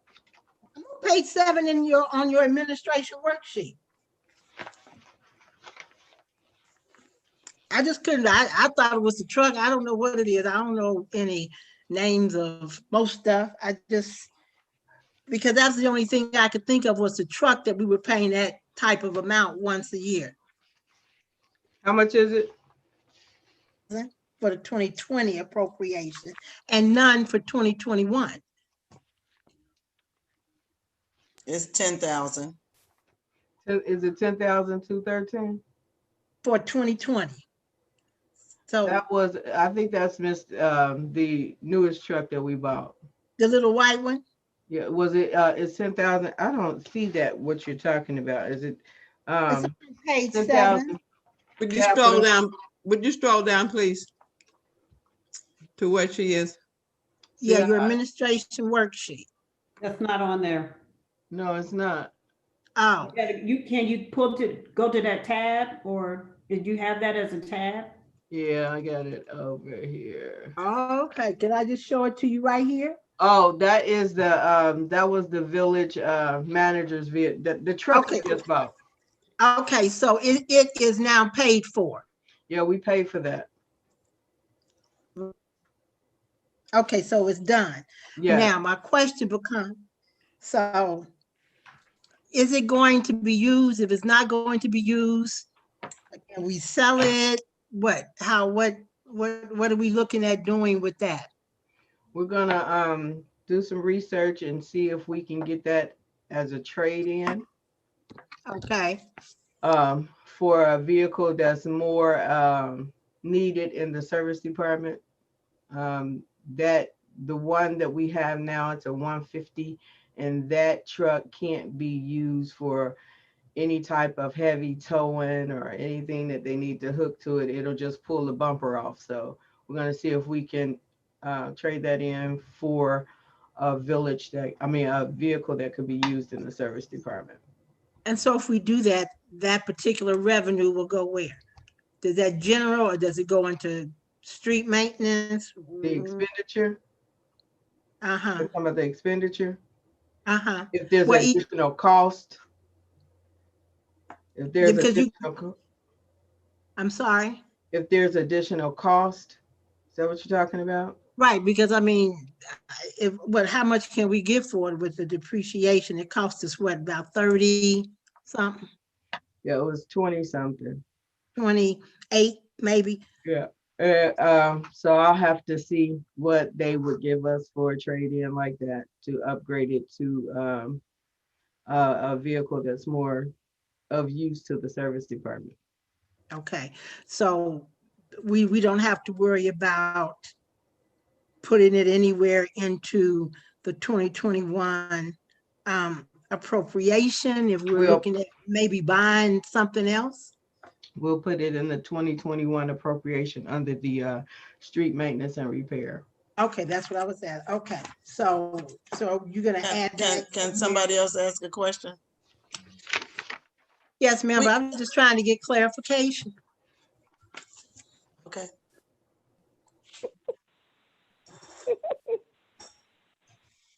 Street maintenance. Okay. Ms. Pope, can you tell me what happened to the mirror on the truck?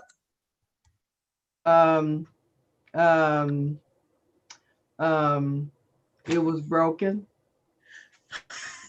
Okay, can we get that fixed? Yes.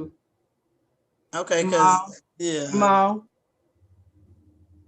Jamal, can you Yes, tell us I'm more here. about the truck and what happened? Yeah, it was unloading some brush and stuff off the side of the truck near the dumpster. So it was a work accident. We was unloading some stuff off the truck. So we got the mirror ordered. We just got to go get it. It's like a $60 mirror. Somebody can't put it on. We didn't get a warranty so people can put it on. We had a truck it's over a year old. I mean, all it does is snap on and off. It's a breakaway. I don't have to replace the whole mirror. It's just the glass. I thought that we agreed that we weren't going to fix on our own stuff, that we were going to make it so that we could take it somewhere to be fixed. But okay, if it's there, okay.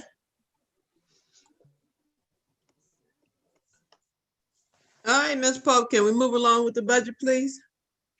Okay, can we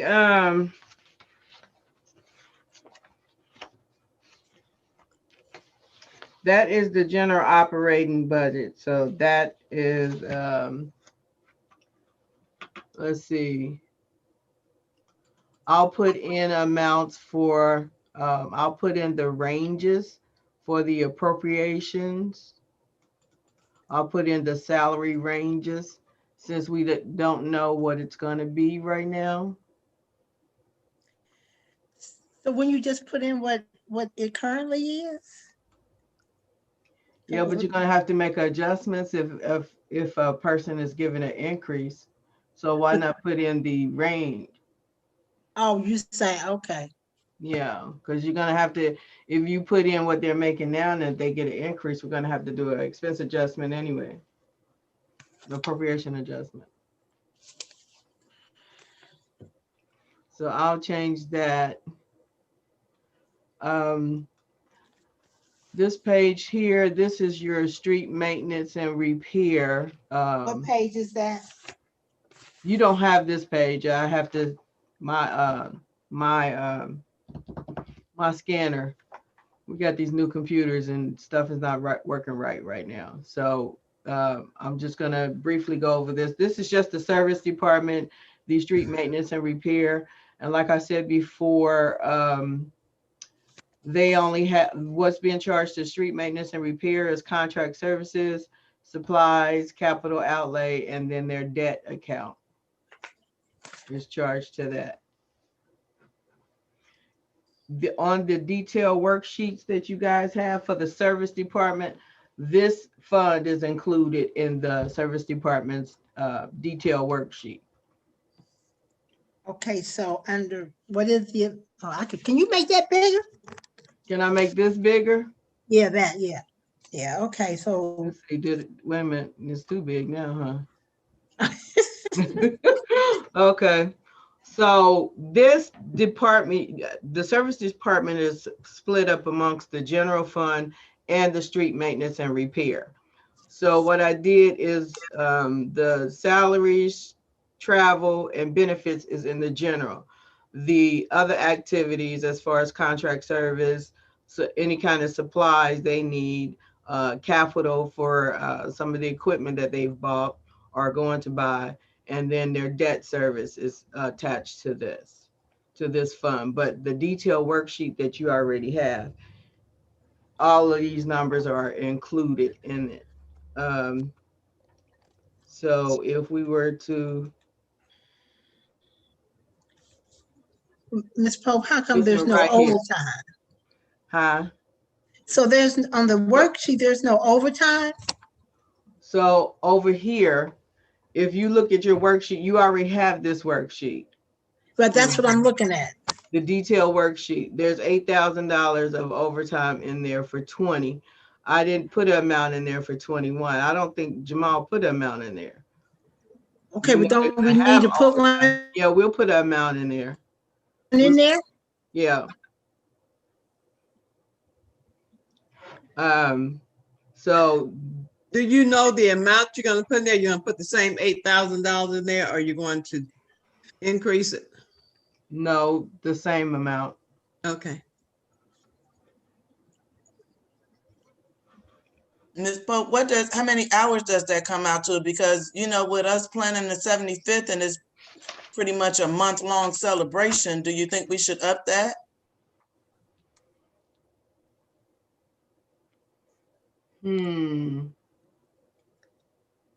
Yeah. Or I don't know. How do we want to do that? I think you ought to put something extra in there. I Put think the you extra should. amount. Okay.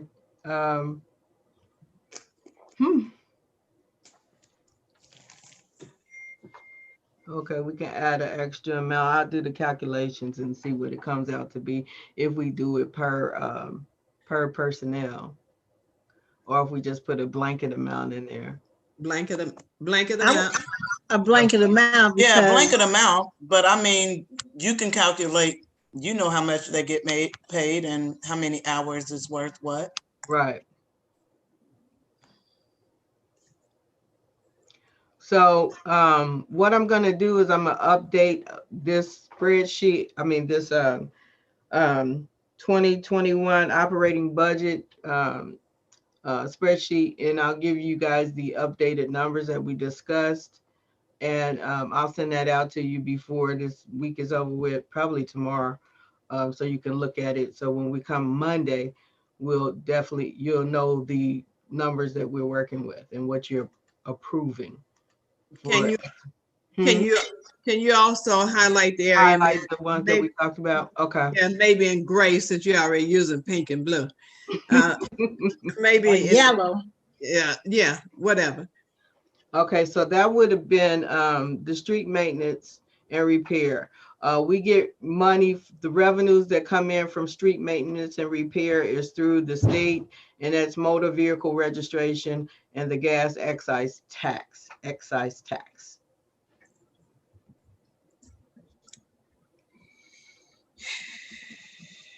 Okay. On the next, well, you'll have this, I'll send all this out to you. This next tab, you want me to make it bigger, Miss Mitchell? Yeah, well, are you still on page 10? No, I'm on, Well, I I'm have a on the- question on the service. So, I mean, I guess part of it would be with the finance report, but did we buy the gauge and the lock and all of that for the gas, for the oil? we for bought the fuel tank. We bought the tank. We didn't Okay. buy, a piece of, the other piece of equipment was like $8,500. We bought the tank So, for are we 38. going to get that are we going to get that? I mean, don't the two go together to make it work better? No, the No, two go together for accountability, but it doesn't have anything to do with the tank itself. So that's what my question, because we had both things. Jamal bought both of those at one of the finance meetings, and so I see lichens down here. I mean, I don't know if it's lichens that we pay it through or somebody else, but are we considering trying to go ahead and do the whole kit and caboodle? Yeah, So we had a gas pump and a tracking system, so it was actually more than the $6,000 that I have. It was 11,000, but we already bought the tank. This tank is already installed in the back and everything. Okay, so what I'm looking at is whatever we need for the fuel control system, and it all came to 8,900. Yes. So are we going to get that? Shouldn't that be reflected in this worksheet? It sure will be. Okay, will it go under lichens or Likens is the gas company, but right? the person the vendor that we're getting the tank, the equipment from is called WC Corey or WC. Okay. Yeah, so where will we show that particular amount? Under contractual service? We'll put it under likings, but it'll be part of his capital, under his capital item. Okay, thank you. So, Mr. Pope, if we already have the tank, did we pay for it or? Yeah, we paid for the tank. Okay. Pay for the tank. Okay, so the next spreadsheet that we discussed, but you don't have it because like I said, my scanner wasn't working today. And so I'll share it with you. It's just our special revenue funds. And this is the one that we were talking about, that we don't have any control over these funds. Whatever money we receive, we expend the same amount of money. So these are just in and out. If you look up right here, that is our BOCC CARES Act. We did receive the 169. It'll be posted in the December reports. And the total amount that we received for the CARES Act is $353,000.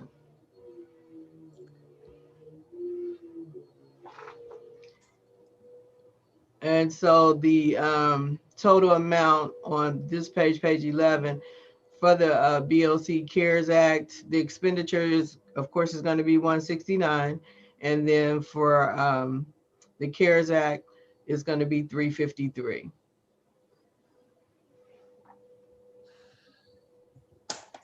So what was the transfer to Memorial Field that you had down there? Okay, so what I'm doing for a Memorial Field transfer is, you know how we were talking about the amount of the reimbursement grant at 79,812?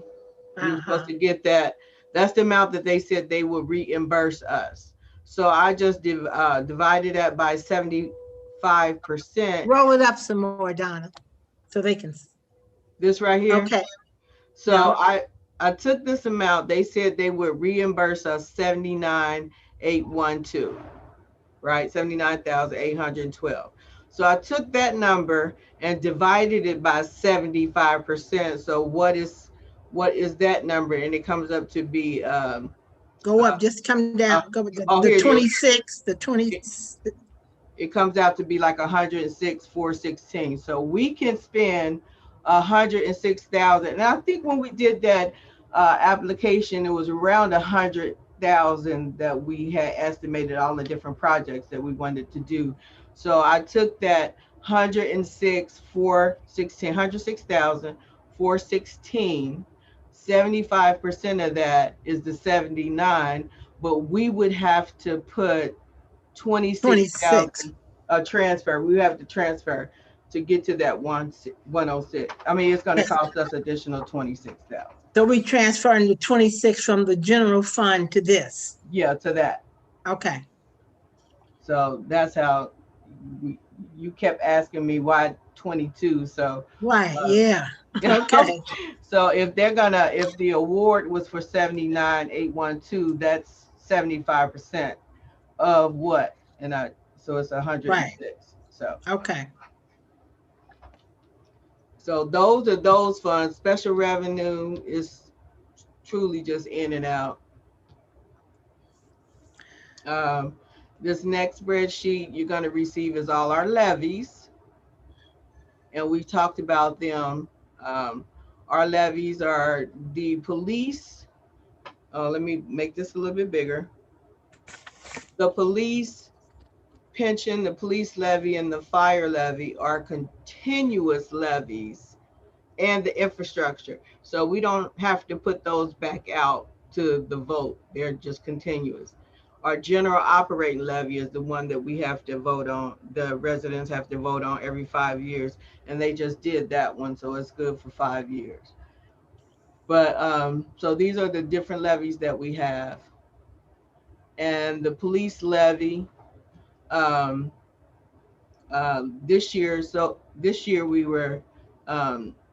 received 358,635. And so what I did with this number is 340,590. I estimated that because that's the amount that we have received this year. We estimated 358, but we received 340. Those numbers don't change too much, so I just left them like it was. The 322, the 152. And the expenditures, if you come down to the police levy, the portion of the police contract comes out of the levy at 400. The next one is the fire levy, and it's 271. And then the last one is our infrastructure levy, and I have that expenditures at 150. All of our debt payments come out of that. The OPWC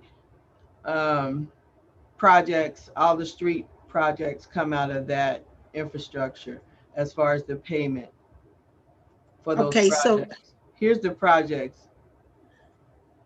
So out of that infrastructure, okay, I'll wait because I have that for a question for the finance report, but so if all of that's going to be for debt, there's no money in there to spend for any of our street repair or our catch basins. All of it's going to go towards. No, it'll be money left over for that also. But our Dixie Court, Leggett, and Shoemart, and Steffens and Matthews, they won't be billed until 2022. So, but those payments will come out of there. And so far, we only have 2 street projects that are coming out of the infrastructure levy. So yeah, there would be money that of course, we're going to use that fund for the catch basins and additional, some of the smaller street projects. So how do we show that is what we plan to do. And the reason I say that, I know that before, like when we would do like the tax budget, we used to have to list the things we was going to purchase or the projects that we were going to do, so that we hold true to, yes, some of this money is going to go for catch basins. Where do we note catch basins, pothole repair? How do we note that? So in our detail, in our worksheets, we can put that there in the worksheet. When we send this budget down, it don't have to go down with our. Yeah, I know that, but I'm saying for us, because Yeah, we tend to we can- forget, oh, we said we were gonna, did we say, so I just wanted noted that we need to do catch basins, and some of that infrastructure money So is going to go. what I could do on here, on the levy funds, I can also put additional space down here under infrastructure levy, like what are we gonna spend?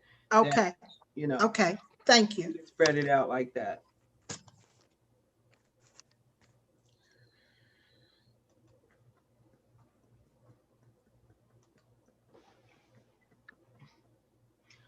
Okay, and so I think that is about it. We went over the revenues, and so I'll include in our final appropriations, I'll include any changes that we have in this column. So the general fund worksheet, I'll take the numbers from this and put them over here to our final appropriations. And this will go downtown without these columns, but I'll just have the appropriation, and this column is what you guys will pass, that I'll give to Deepak. He'll have that. So then I have a question on the grant that we, I guess it's a county grant for the field that Mr. Carroll did. So have we received that? Have we actually been awarded? That's a question I'm gonna direct to the mayor, because I don't, or Ms. Because Cowdrell, I don't know if it's official. I don't know if it's at the final stages of being awarded. Okay, because I'm just wondering where, so let's say that it is. Where would we show that in the, how do we show that? So what we're gonna have to do is, that is coming from Hamilton County, Development or what? is it CDBG? Is it Community Block Development Grant? I don't know if that's where it came from or if it's just a special grant. I don't So know. what we'll do is then we'll just, you guys will, I'll give you a fund number and he'll do a resolution for a fund number, and then we'll list it in here. Okay. So you under its own fund. Okay, so we just need to find out if whether or not we have actually been awarded, right? Right. Because if we have, we need to show it now and not later. If we get it next year, then we'll add it. Right. Okay. So when I give Mr. Deepak, when I give him this spreadsheet here, the appropriation, he'll attach it to the resolution, and then I'll send the resolution and the this spreadsheet attachment to the county, and it has to be down there by the 30th, most likely, because I think they're out on the 31st. So Donna, will we put that under recreation with another number here? Is that what you'll do? What's that? For if the grant? No, Or is that restricted? It'll be a special revenue, so it'll be, okay. It'll have its own fund number. It won't be under recreation, because our recreation is under our general fund. Okay. I can't see. It look like threes to me. Okay. What's it? This right here? Yeah, where you say recreation, but that's cool. I just couldn't see it. Oh, there it is. Ooh, you're getting smaller and smaller, but that's no, okay. It kept going backwards. I said, what is going on? So I'll include any changes. If you guys have anything that you want me to add or, reduce, just let me know and I'll make the changes, and then I'll give you that, this whole document so you'll know what you have, what you're voting on come Monday. And when will we receive this? As soon as you give me the changes, if you give me some changes tonight, I'll make the changes to our workbook, and then I'll send it back over to you. I know Ms. Stinson said put more money in for the 75th. So if you want me to include it in there. And some other items that I had highlighted, the overtime for the service department. And I guess we're gonna, I guess I'm gonna list the ranges. So if I put the ranges here under salaries, like if I put the range here, that number most likely will be higher. So But will we won't, we'll be balanced though, right? I mean, it won't show a big variance. no, it's gonna show a Okay. variance, but no, we should, according to our beginning balance and our imbalance, we'll be fine. Our imbalance will be fine. And It'll don't probably- forget my flowers. Your flowers, okay. I got my artificial ones right here. Yeah, I put, I think I put 25,000 in capital for street Landscaping. landscape. Yeah. And we are changing building and zoning to Landscaping, 1,000. So I got the highlights. So if you guys can think of anything else, just let me know, and I'm gonna update this as quickly as I can so you have it to look so over let me- Christmas weekend. So can I ask this, Donna, Ms. Powdrill? So my concern is with code enforcement. And this I was gonna question, bring that up. are we able to revitalize or bring back that position?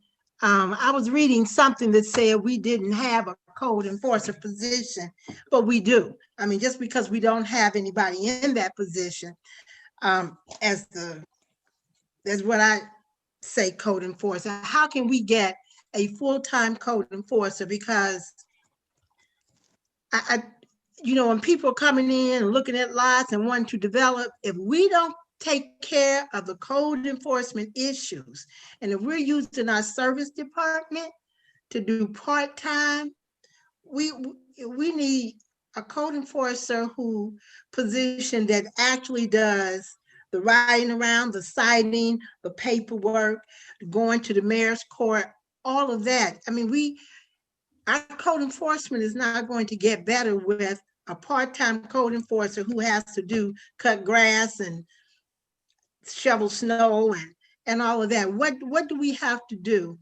to find funds for that in here, or either use? And the reason I'm asking is I was going to ask it in the finance report, because in the minutes, Ms. Pope, it was stated that you were going to check to see if that $15,000, and I'm not sure the wording, could be appropriated or incorporated either from or with Jamal's salary.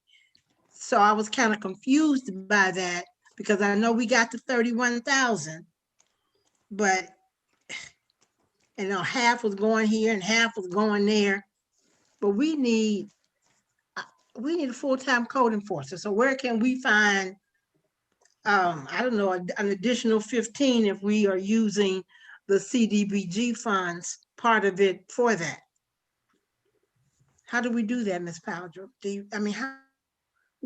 We need, Let me say, unless I'm the only one that think we need code enforcement. no, let me add to that, Councilwoman Mitchell. I just received a summary of my property value. It has dropped another $15,000, approximately $1,500,000. So pretty soon, the value is going to be so low that I'm going to have to stay around for another 400 years. So we do need a code enforcer. I've asked for a full-time or a person dedicated. If it's not 40 hours, a person dedicated to doing only that and pay for that. You know, so I just want to add that to that. So we need a code enforcer. In my response, I agree. I'm not sure about a full-time person from a budget standpoint, but that's a conversation Donna and I need to have. But if, you know, we talked about adding to the maintenance department, maybe we, instead of doing that, add that individual to code enforcement, because I agree with you that we do need to focus on that in 2021 in a big And it way. needs to be somebody experienced, not somebody learning and, you know, somebody who can hit the ground running. So that means that we might have to, you know, put a nice salary there. I mean, even if it's part-time, but. Well, I think finding an experienced person retired at part-time, I think that is more attractive. People might find that a lot more attractive, but on top of that, you get the experience. Right, that's what I'm. So I've reached out and asked for some names already, and so we will see what we can figure out. I know Donna, I think we still have those. Can you speak to how much is available for the code enforcement? I don't have the exact number. I know it was 15,000 was allotted, and I've submitted April reports. Well, I can get you the number, but I don't have the exact number. But I don't have it in my head, but I do have the folder that'll give me the exact number for code enforcement salaries and anything that we ordered for the code enforcement department. So that 15 is part of that 31. The 15 is specifically for for the code enforcement. The other 15 is for you're right. It's part of that 31. Okay, so that means we've already got 15 coming in. So if we look at what the market is counterbearing, you know, what folks who are experienced might do, then we can't find another 10 or 12 from our general fund to do that, because we wouldn't be paying all of it. So what happened in the past, we had to pay the difference of what the code enforcer cost. And it was only about, it was a total of about 18 to 20. Oh, okay, so, okay. But we had part-time. We never hired a full-time. Since I've been here, we've never hired a full-time. Were the results what you wanted at part-time? No. Ms. Poe. Yes. No. So for the question, okay, so no, the results were not where they were at. And so that's why we found ourselves getting some additional funding through Hamilton County in order to get a person to work from our Lincoln Heights and Woodlawn. But I'm sitting here thinking, when we talk about part-time, what does that look like? Does it look like 32 hours, similar to what the clerk of court has? We definitely need someone to do the code enforcement. We have census popping up.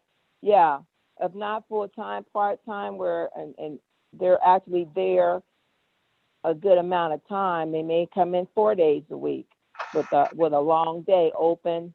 We'll come in at 9, get off at 5. But we definitely need someone, boots on the ground, and someone with experience, because we have fences popping up everywhere. Yes, we do. Chickens, ducks. Well, I know chickens and ducks all running down, Van Buren, coming all out on Leggett. They run around at 7 o'clock in the morning, and my husband almost ran one over. So we got garbage trucks parked in yards. Yeah. And so when we do find someone, hopefully there definitely needs to be someone experienced, because we have not had any luck. I'm going to say since I've been on council, with having code enforcement, that we were actually been able to even bill.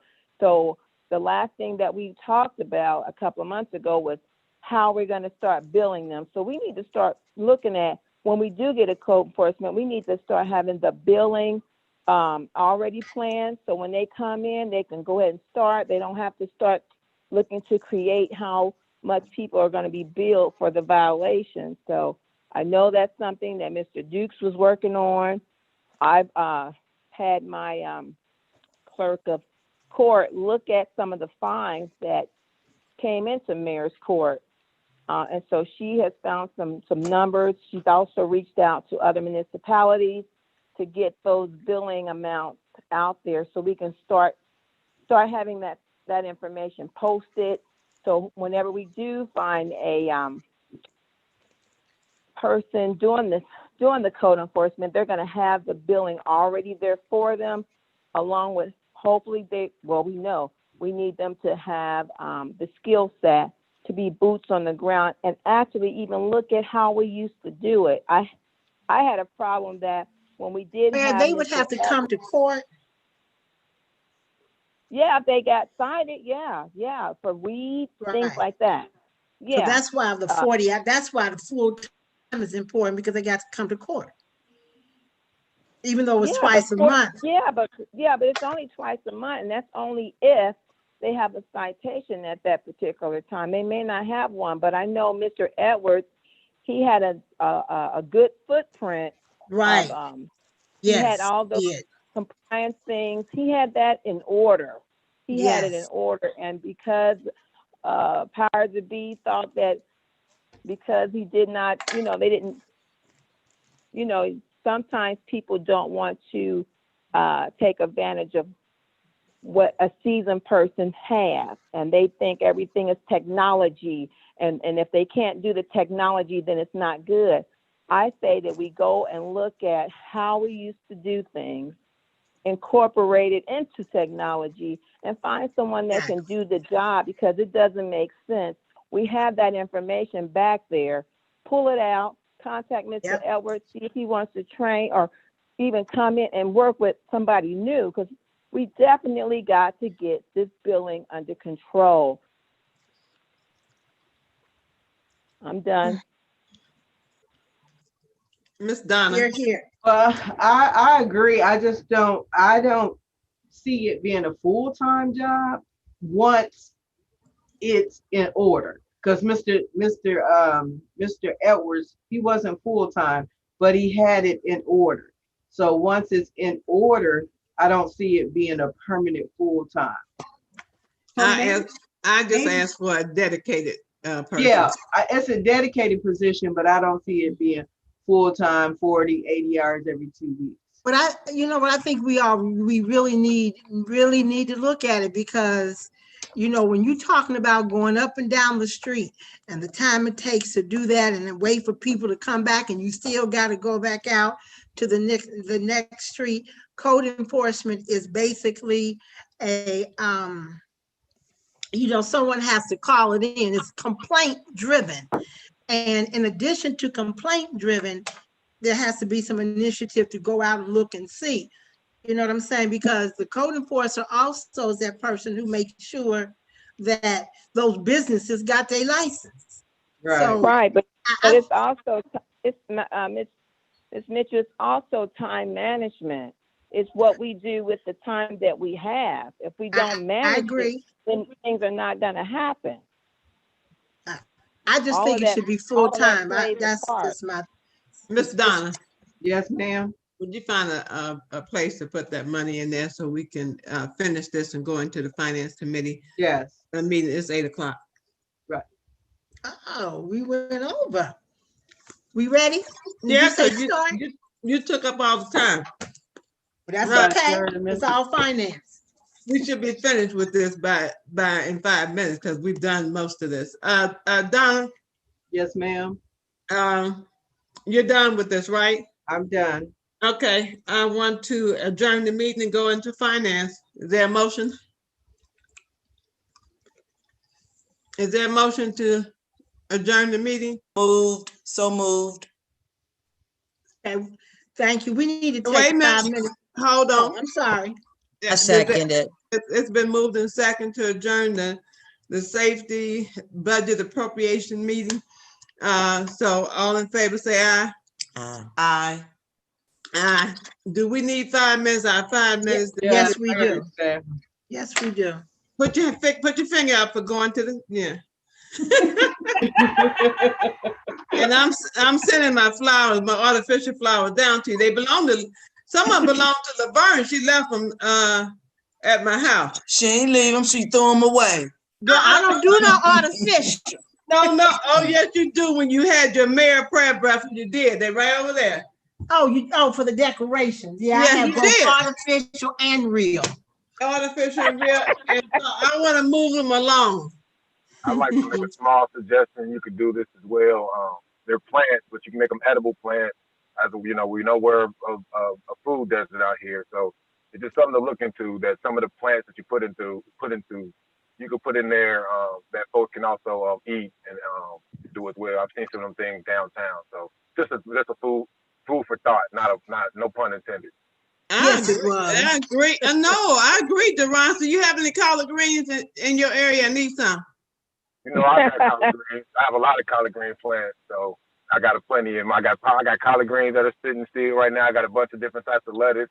I'll give you a call. Okay, yes, ma'am.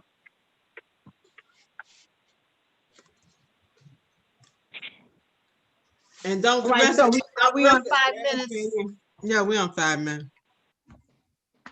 None of the rest of you ask for any greens. We down to like 3 minutes now, right? 2. Everybody went dark, including yourself, Vice Mayor. I just want to let you guys know that I got to put up another, I got to share my screen again for another like little full page graphic, but once you guys are ready, just let me know and I'll take it down.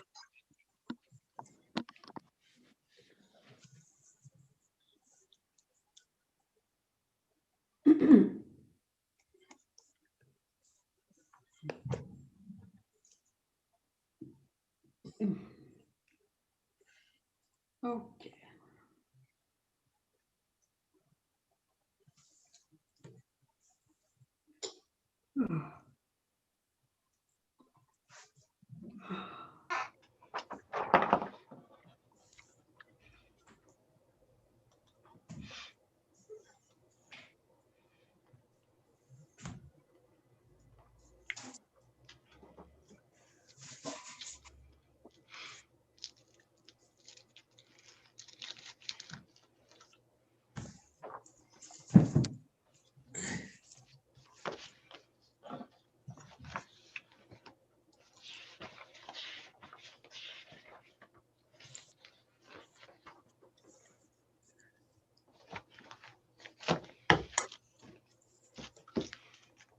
okay, where's my?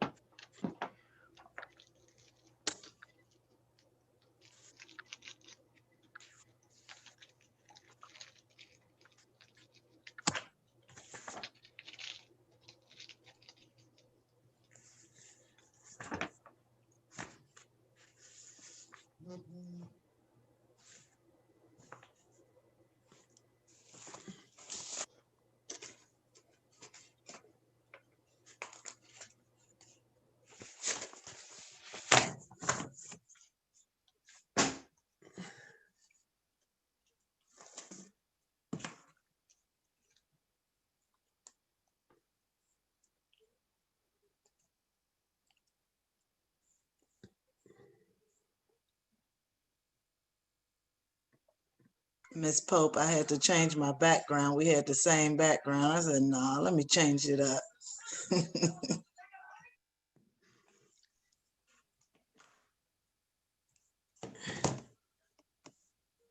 I didn't realize we had the same one. What happened to 5 minutes? I'm back. I never left, but what happened to 5 minutes? I don't know.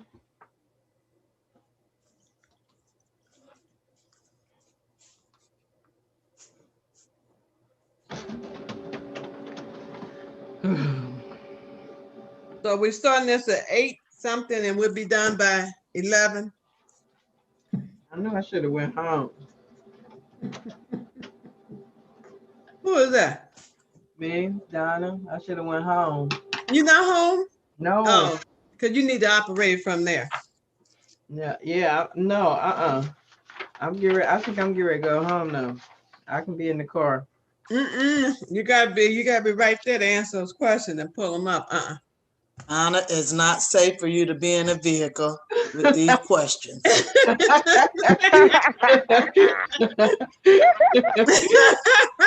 Yo, silly. I'm just gonna put that out there for the record. Right. Ooh, tis the season to be happy. How? What you say is not safe. It is not safe. That's like thinking and driving. Don't be reading and driving. Don't be talking and driving. Yes, that'll mess you up. How you gonna go to page 12 and you driving? Exactly. Oh, that's right. I got to do this, don't I? Yeah, you do have to, and do it fast, because a lot of this has been talked about. I'm gonna go straight to page 1. All I can say is 7%. Me too. Yeah, I'm gonna say any questions, nobody say anything. 7%, that's the chance of the Steelers winning tonight, Miss Jeannie. Don't you say 7% chance the Steelers gonna win? Durant, we really are live, although that little screen is up, we are live. Durant, Can't be voting on camera. Is everybody ready? I'm ready to No, begin. I don't think Mitchell was here. Boss not back. Okay.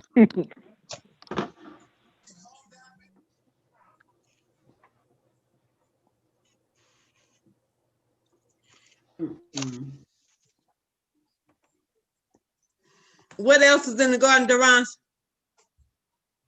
Nothing, right? Just winter plants. Like you got your winter lettuce and collard greens. I got a couple things of kale left over too. What is a winter lettuce? What is that? The hard lettuce, the iceberg? I think it's kind of it's the ones that it's a Russian type of lettuce. It's purple. It's a purple type of lettuce. But it sticks out in the wintertime. It's that red kind of red kind of cabbage lettuce type of thing. So it's that So yeah, I'll show you. I'll send you a picture of it. Yeah, send me the picture of the collard so I can tell you which one I want. I got you. Yeah, I got you. We just had Thanksgiving, but we got some good ones still left over. Yes, ma'am. I saw you on Facebook and giving out toys down. It looked like you had a nice group of people that showed up. It was a good crowd. We were able to team up with the Lincoln Heights Tigers, so it was in waves. So, and that's where we was able to keep everybody social distant. So we had the babies between 12 and 1, and so everybody had different time slots for an hour that they would come in. But it was, and we had some.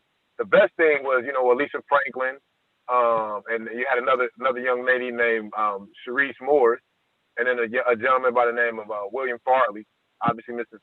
Farley's grandson. But they kind of ran the thing, and that was, and of course I can't forget Miss Tanya Key.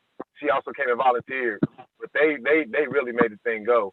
So you know, me by myself, it was been all over the place, unorganized and all haphazard. But yeah, Hey. our residents came through. Our residents came through and put it together. I'm happy that it worked out. The kids need something. Someone sent me pictures from the event that was going on down at Gabby's in Wyoming, where they were giving away the $50 and $25 Kroger Oh yeah, bill that I made that announcement. It turned out well. great. Yeah, that's what I'm saying, folks. You know, it's a blessing to be a blessing, and I appreciate you helping out those young folks as well. You know, you were able to make a few young people smile.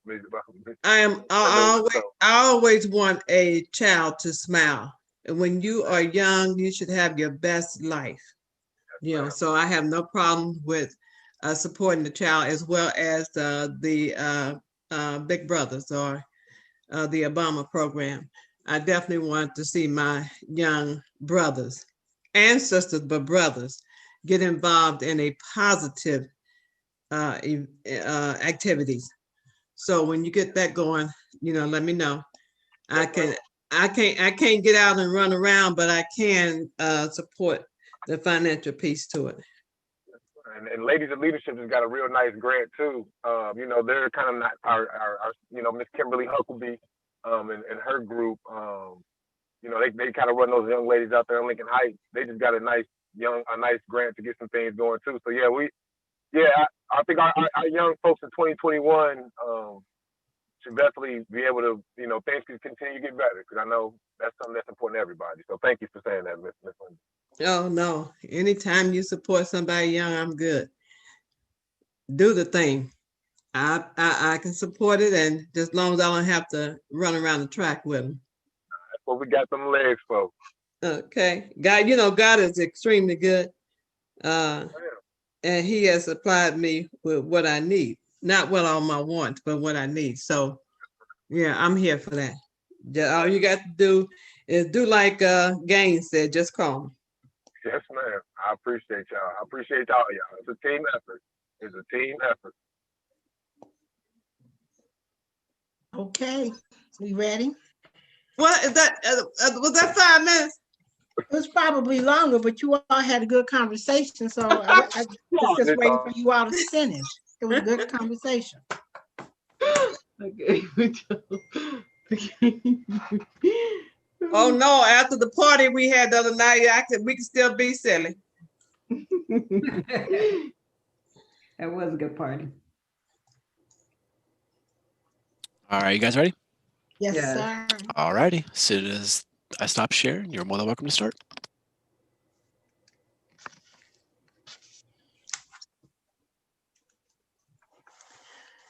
The Village of Lincoln Heights Finance Committee meeting is now called to order. I want to apologize for not posting that our meeting would start at a later time. Roll call, Ms. Randolph. Councilwoman Laverne Mitchell, Present. Councilwoman Tanya Key. No response. Vice Mayor Jeannie Stinson, Present. Councilwoman Linda Childs Jeter, Present. Councilman Durance Daniels. Present. We have 4 who are present and 1 who is absent. We do have a quorum. All right, thank you. We're going to let the prayer that was stated at the safety meeting carry us through. Can I get a motion to accept the previous meeting minutes with the following correction? In the minutes, it states Ms. Key asked to approve, and she said October 2019, and it should say November 2020. Is that correct, Ms. Randolph? It should have stated October 2020. And she said, okay, and she said Yeah, October. October 2019. All right, so get a motion with that correction. So second. Been properly moved in second. All in favor signify by saying aye. Aye. Any opposed? Aye.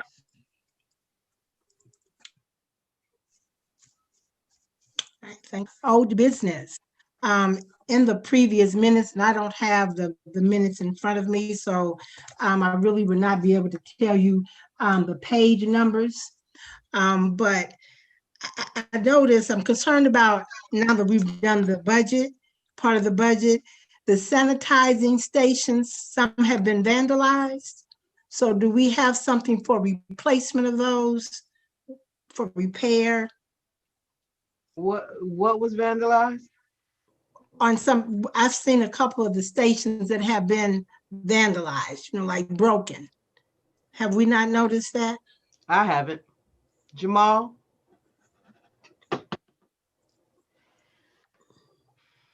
Maybe. Sorry, I was getting my charger. Miss Mitchell, we just got some a new shipment of the extra sanitizer station that Miss Pope ordered. This came in Friday, and I'm aware of the few that's been vandalized. So we just got the shipment that she ordered with the extra dispensers. So it's Okay. came Friday. Okay, so in all, that will cost more than the 14,000 that we did for them. So we ordered some extra ones. Yes, ma'am. Yeah, just for this situation, if they took it off or stole it, we could just replace the top and don't have to replace the whole station. Okay. Okay. Yes, ma'am. I have your flower here. Jamal, where did they vandalize the stations? Which street? No, it was one on Adams in front of your house. I know that for sure. I've been trying to figure out why there was nothing on there. And I Yeah. said, well, maybe you're gonna come and put something on there eventually. You just installed the stand part. Okay, now I know. Yeah. It doesn't look like it's been vandalized, just like it's waiting for you to attach the next piece. But I know. Thank you. Yeah, you are. Yeah, we just got that the box that I had. Donna ordered some additional dispensers. So in case this situation arises. So we're good on that. Like I said, we just got the skid in Friday. Well, that was one of my concerns when we talked about putting them in the neighborhood. I said, it's going to become a toy for some people, but good that we have the sanitizer out there. Yeah. Maybe they took the other piece home. Okay. Thank you, Jamal. So also in the minutes, we talked about home improvement program. And so have we been informed and has been awarded? Because we don't pay that out, right? Right. So have we been notified if any residents have been awarded? No, I'm sorry. We issue the check. Well, no, yes, we will issue the check. The CDBG, our Joy's group, that we send a disbursement request for payment. Wait a minute. Okay, let me start over. Let me start over. Are you driving? Are you driving? Right? So no, is she drinking? So the process is we send them our reimbursement request when we issue a check after we've made payment. But Ms. Watson is handling that, and yes, we have still not received everything that we asked the residents to send to us. Okay. Okay. So also in the minutes, you stated that the COVID funds have been spent. Now, does that mean that they've been spent, so to speak, because we encumbered them, or there's still some spending to be done before December 31st?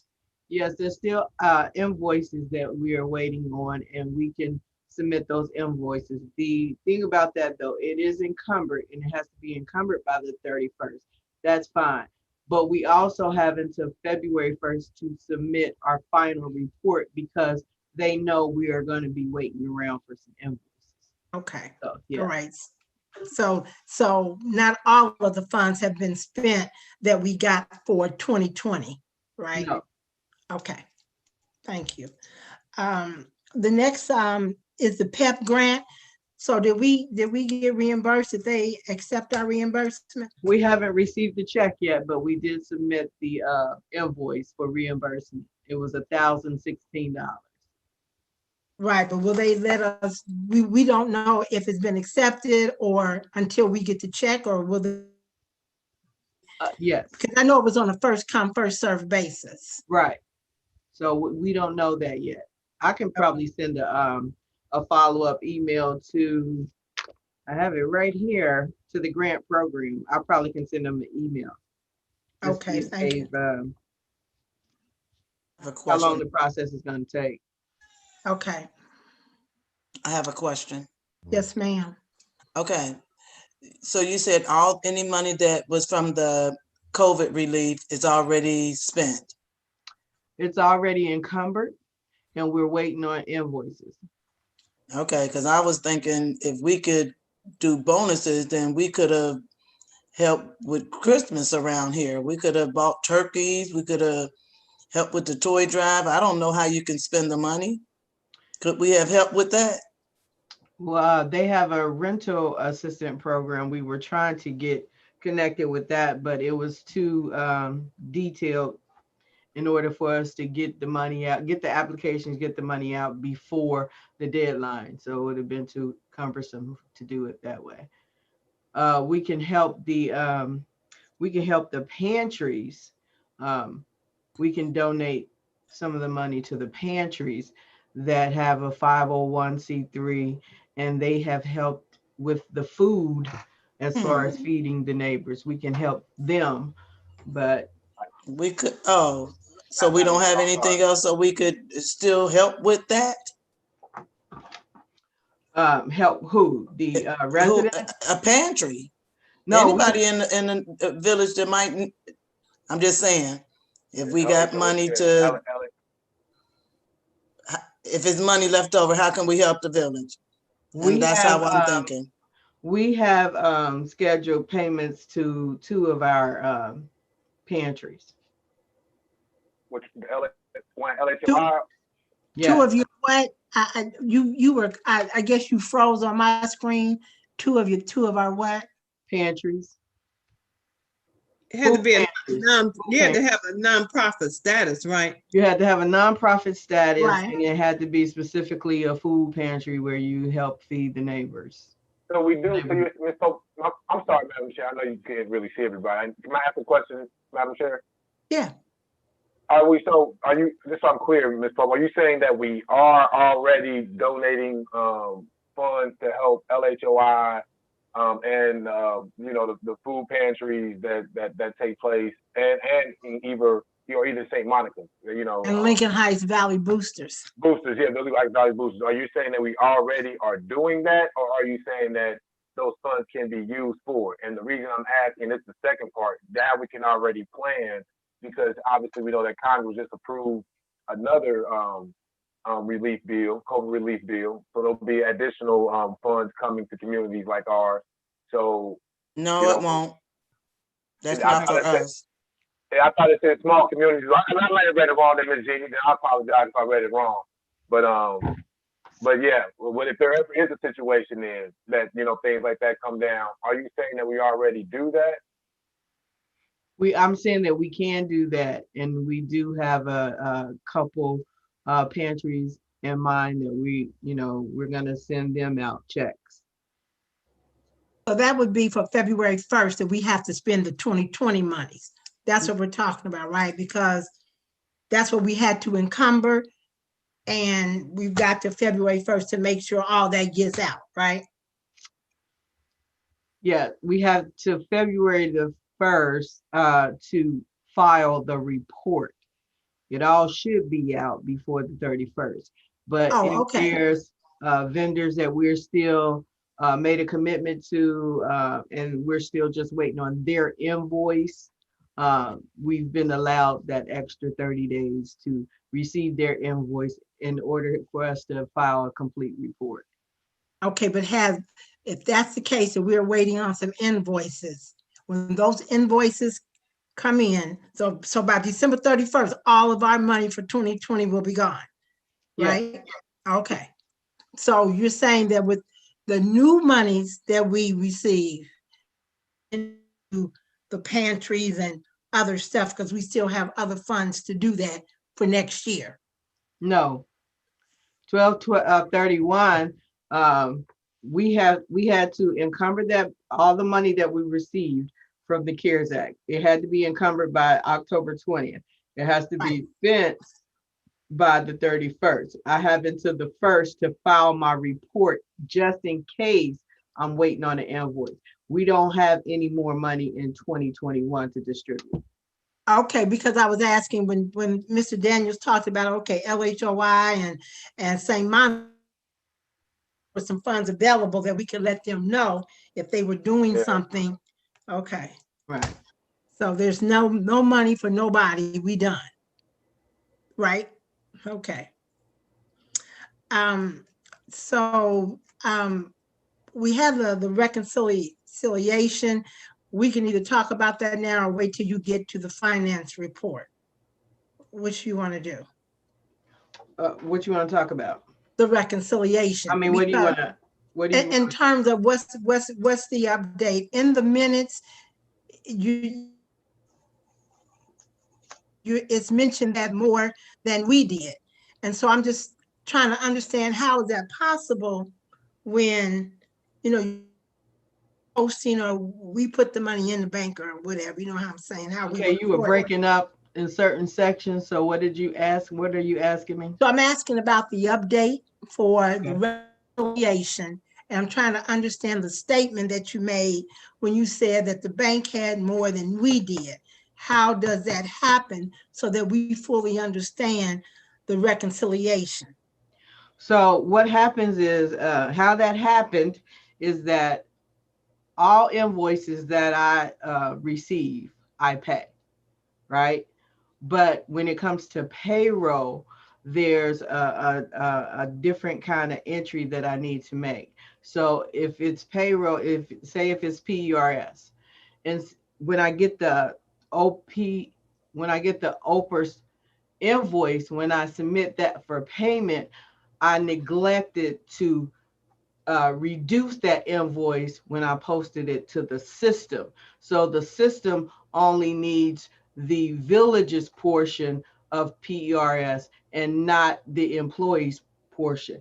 When I received the invoice, I was posting both portions. I was posting the invoice. So the invoice came out at, say it was $8,000. I received the invoice for $8,000. So I paid $8,000. The report said $8,000. I paid $8,000.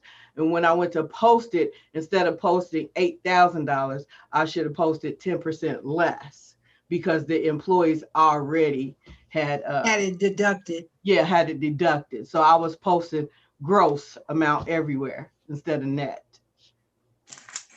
Okay. So I was double posting to the system. So the bank account is right.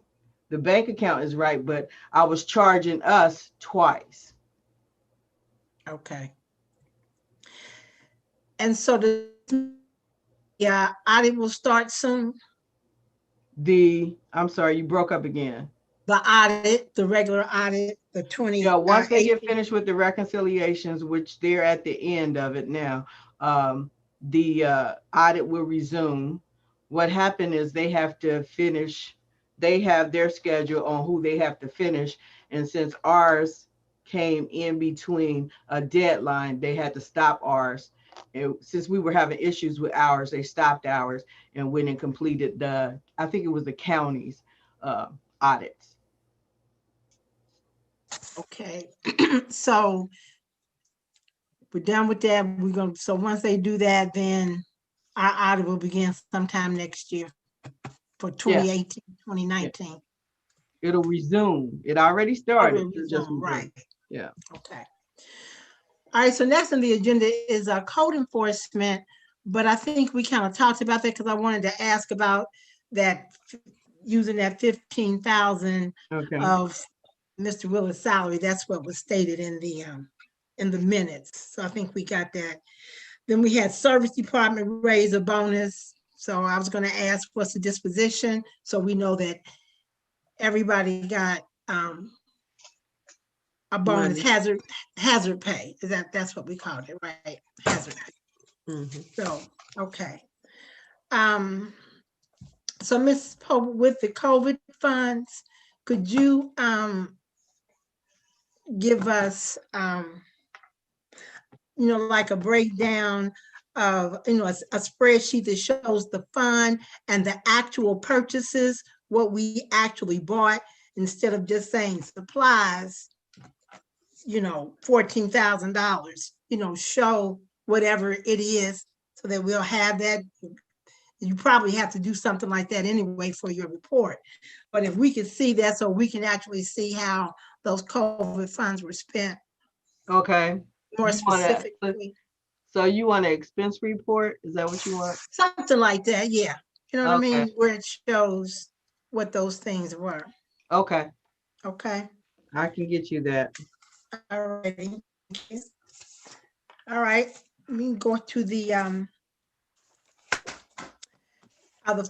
finance report.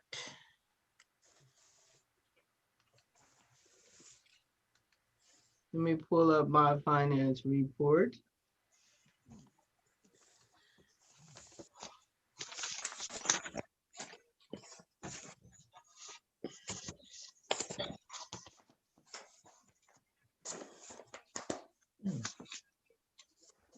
Okay, so does everybody have their copy? No, Is this something that you want me to share again, or you just want me to talk about it? it's best that you have that report up and ready to go in case there are questions asked. All right, Matthew, can you make me a host again? Yep, you're already a co-host. Okay. Oh, I just got to do the sharing thing myself. Yes, ma'am. I'm getting this. Share screen. Okay, where are we at? Here we are. Can you guys see it? Mm-mm. Nope. Yes, You see it now? yes. This is so much fun. Okay, so for November 30th, 2020, our bank balance at November 30th was $1,650,163.97. Wow.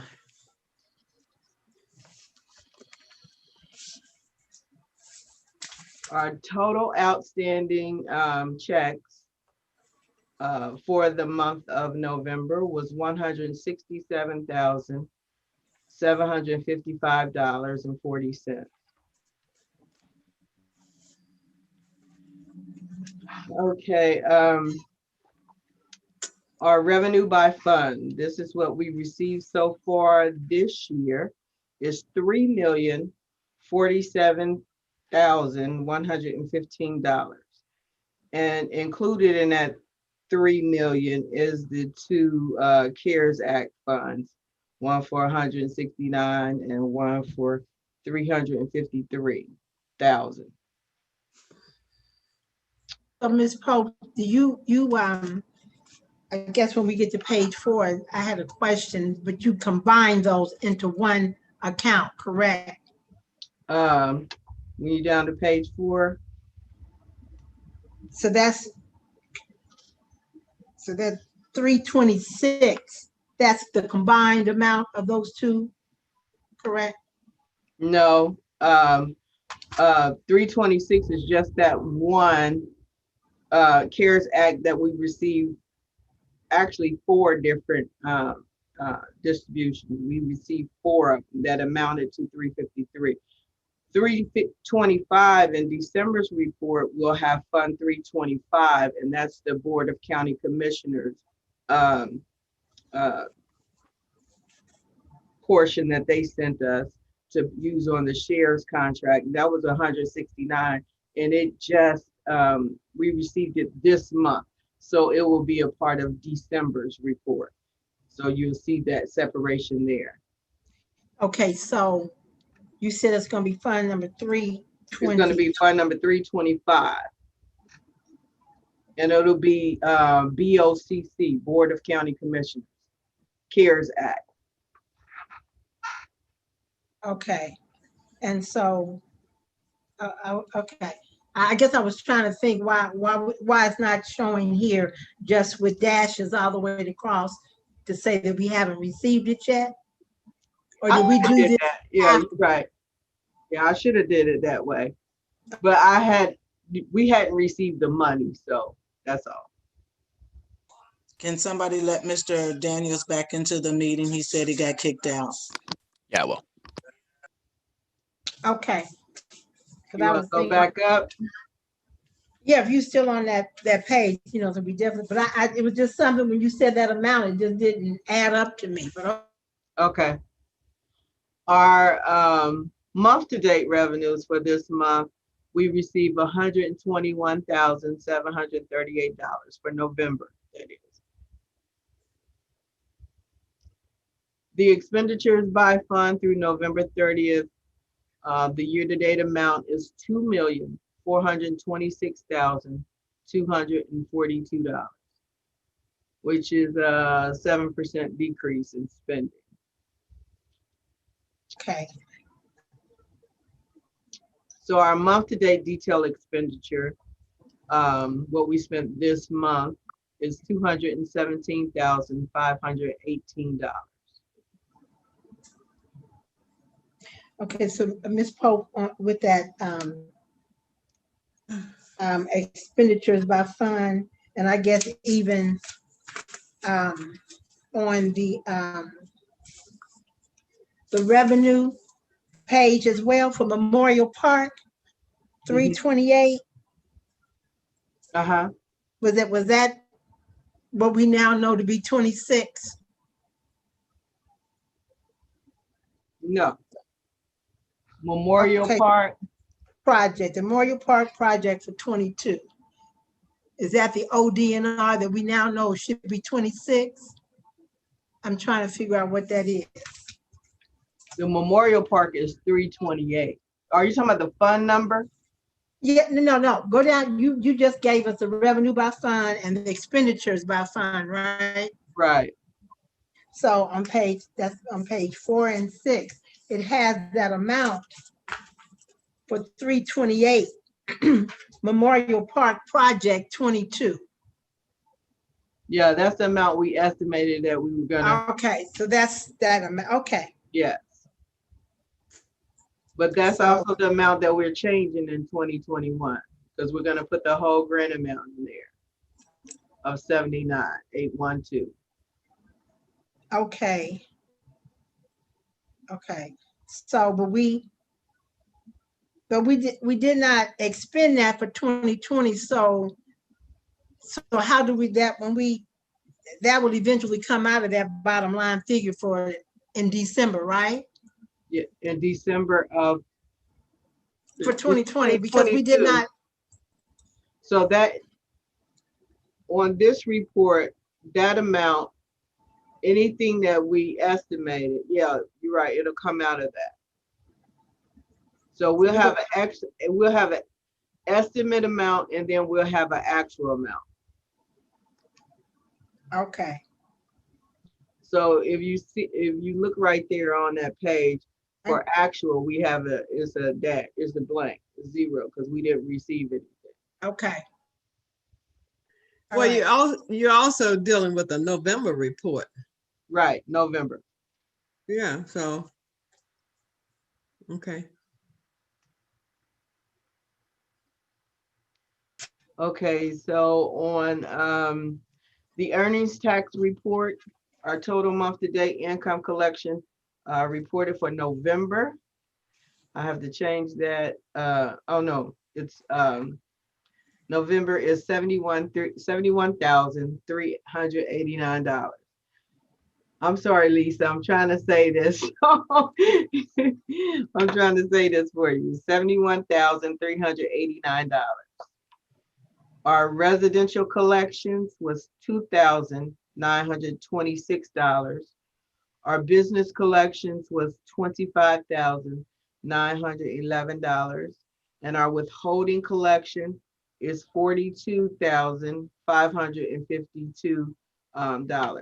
Again, I want to pat Ms. Peterson on the back over and over again, because our estimates for 2020, our monthly collections was only supposed to be 58,000.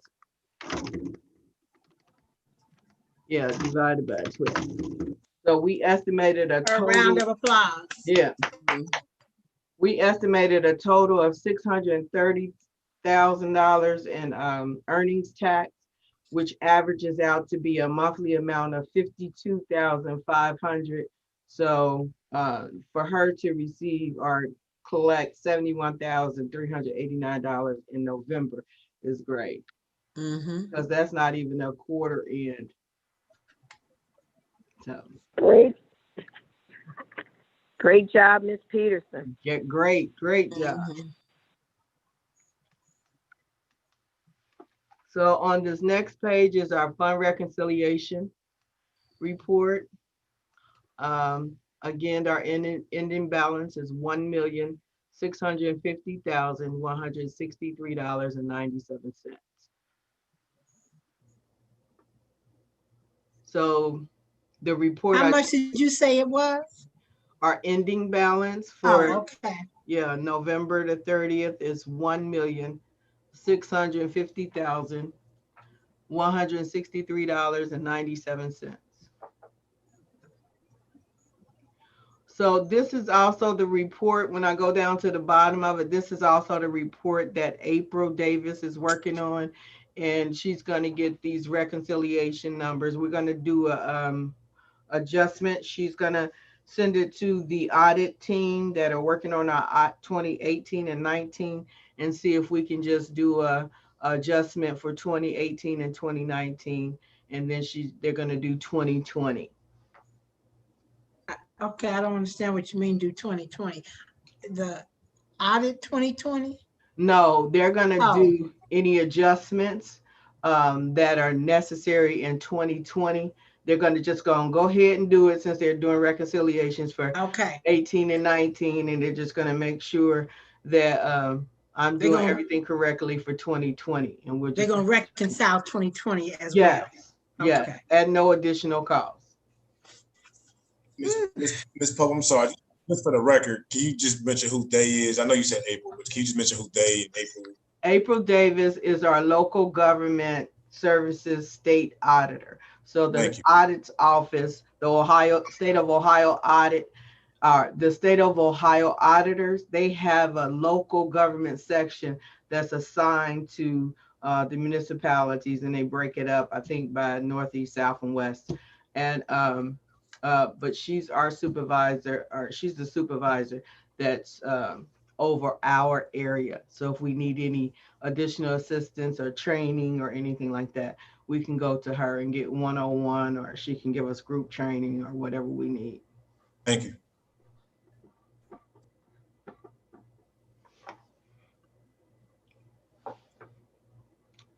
So the outstanding check reports, it lists all our outstanding check reports, and a couple pages over, I'll have the names of who these checks were issued to. And also I was talking to Ms. Powdrill today, and on the outstanding, the special check register, this report, I'll start to add another column here to say why we pay these people, like who is Brooks Investment? What was it for? It'll be a brief description, but it'll be a description on these payments. Of what the invoice was for? Yeah, what the invoice payment was for. Yes.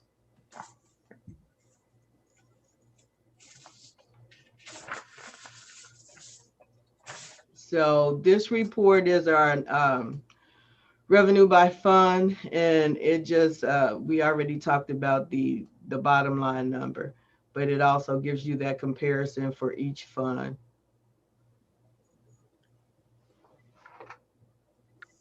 So let me ask this, Ms. Poe, what was the sale of fixed assets? What was that? I put the car that was totaled. It wasn't a sale, but it was a fixed asset, so I put it there. And we were, it was totaled out, so they paid us an amount for it. Oh, okay.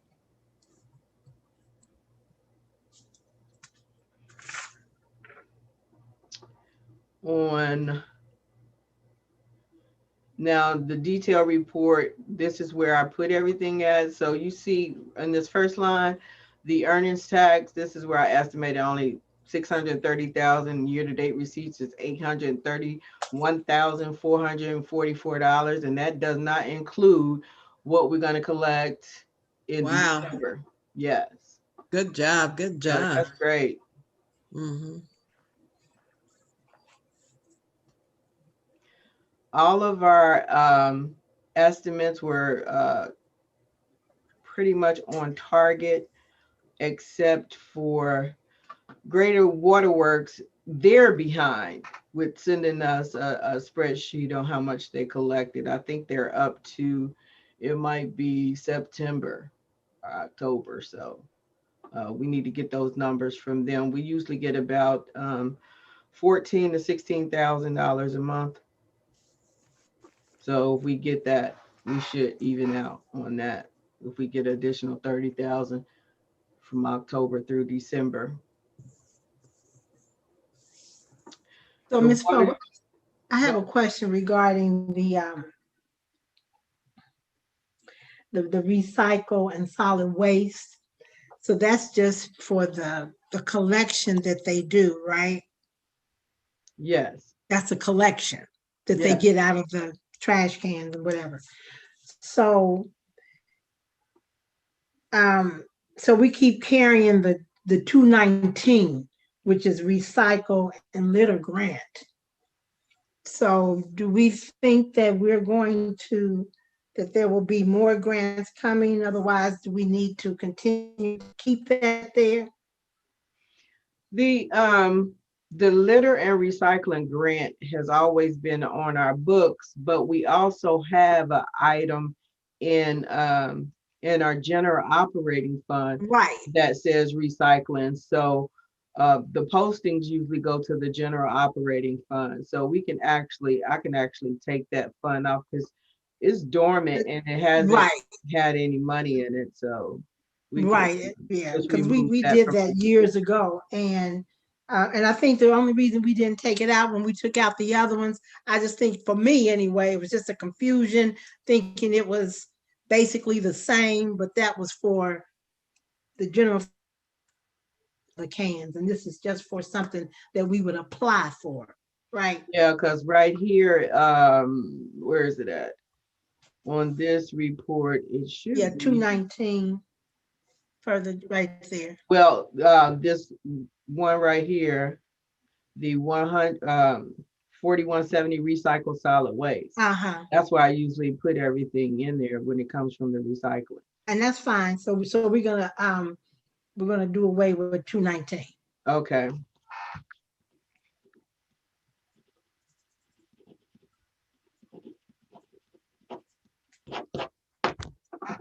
Okay, so we were on this report anyway. This $100,000, this one right here, oops, is the one that we talk about a lot, the water district fees, and that's Southwestern Water Company. We should be receiving the $25,000 this month, but also this contract, whatever we had with them, agreement resolution, it ends in 2021. So we'll have to, Ms. Powdry will go to the table with them for that one. So so Ms. Pope, down on 4168, the rapid response grant. Also in the minutes, it indicated that you were going to, or maybe it was in my report, but you were going to find out how we can spend the rest of that. Well, it was an expense adjustment that I made, and it was for upgrades to the computer, our computer server and stuff like that. So I charged that amount because you could use it for any software upgrades. So that was about $3,000, right? Yeah. Okay. So that had been totally expended, nothing left. No, nothing's left of that one.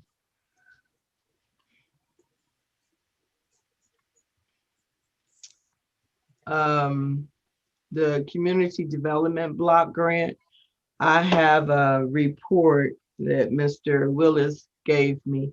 Once I submit that, I'll submit that this month. It'll be for, I think it's October, November. So we'll submit that report. So it's probably going to get us an additional $3,000 to $5,000 in that line item. So we should collect, this year we should have received close to the 30,000 that we estimated. But the 30,000 is a combination of park equipment and everything. And code enforcement. Yeah, code enforcement and park equipment.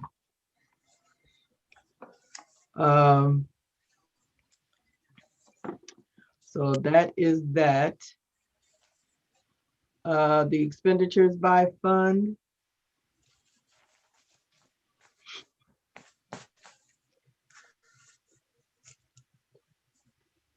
I wanted to mention that the police fund will most likely have a little balance left over because of the Board of County Commissioners grant and the CARES Act grant. We were able to make some payments that were usually billed to the general fund to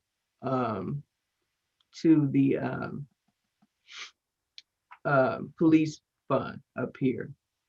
So they didn't expend, it didn't expend $400,000. So their fund balance might be a little higher coming into 2021. Are we sure? Because they usually bill us late. Yeah. I just received a bill for them for November. So.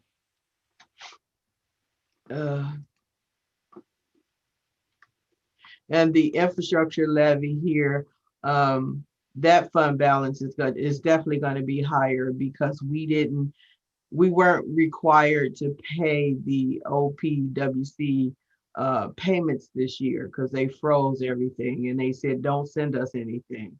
So they froze payments because of the COVID. Okay, so Ms. Pope. Yeah. I mean, but that doesn't mean that they're not going to want that payment. They just saying, hold off, right? Right. But that's what I was saying. The fund balance is going to be higher coming into 2021, but we're probably going to have to pay a double payment on the annual bills. What is that usually? They're different amounts. We have one that's $3,000. And we have another one that's $10,000. And we haven't been billed for Steffens and McIntyre and Matthews and Taylor, of course, because those programs were approved. Steffens and McIntyre was approved last year and it should have been done this year. But since COVID, that didn't get done. So next year we'll probably have 4 streets that'll get done. Steffens, McIntyre, and then Matthews and Taylor. So if they were done, if those 2 streets were done this year, what would that expenditure look like at this point? No more than 20,000 apiece. Okay. It just depends on what the final bill is, the final bid, what it comes in at, to determine how much we have to repay annually. Interest free. Okay. I just, in looking at our actuals for 2019, Where you at? You And back on? I'm on the same page. I'm on the expenditures by fund. Okay. So we were like 98 to 100,000. So we were 38,000 that we were under budget.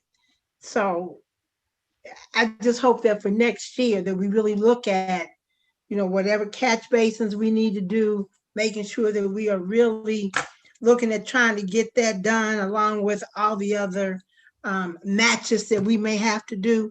Right. Because that's important. We got to stop the flooding. We got to do whatever necessary. So people got to get the trees up out of there. I mean, I just Okay. think we need to use the money, basically. Yes. Okay. So the detailed expenditures, the supplies in general, where you see we have we estimated 40,000 and we spent 41. I'll just make a expense adjustment for that 1228. And make sure that something in there shouldn't be charged to actually run COVID-19. Before we receive the money, we order certain type of supplies, and certain type of supply go into the CARES Act fund. This number down here, this right here where I'm trying to highlight, this 102. That is that's a correction that I already made. What happened was I did a check for 62 for both of the police vehicles, and they only received one so far. So I voided that check out and sent them the check for the one vehicle. And when you void out a check and you still have an open PO, it assumes that you want that total amount into your encumbrance. So I just had to subtract out the 35,000. So the books have already been adjusted, so I can send you that adjustment. But it doesn't, because we don't have a $67,000 purchase order. We only have a $35,000 purchase order.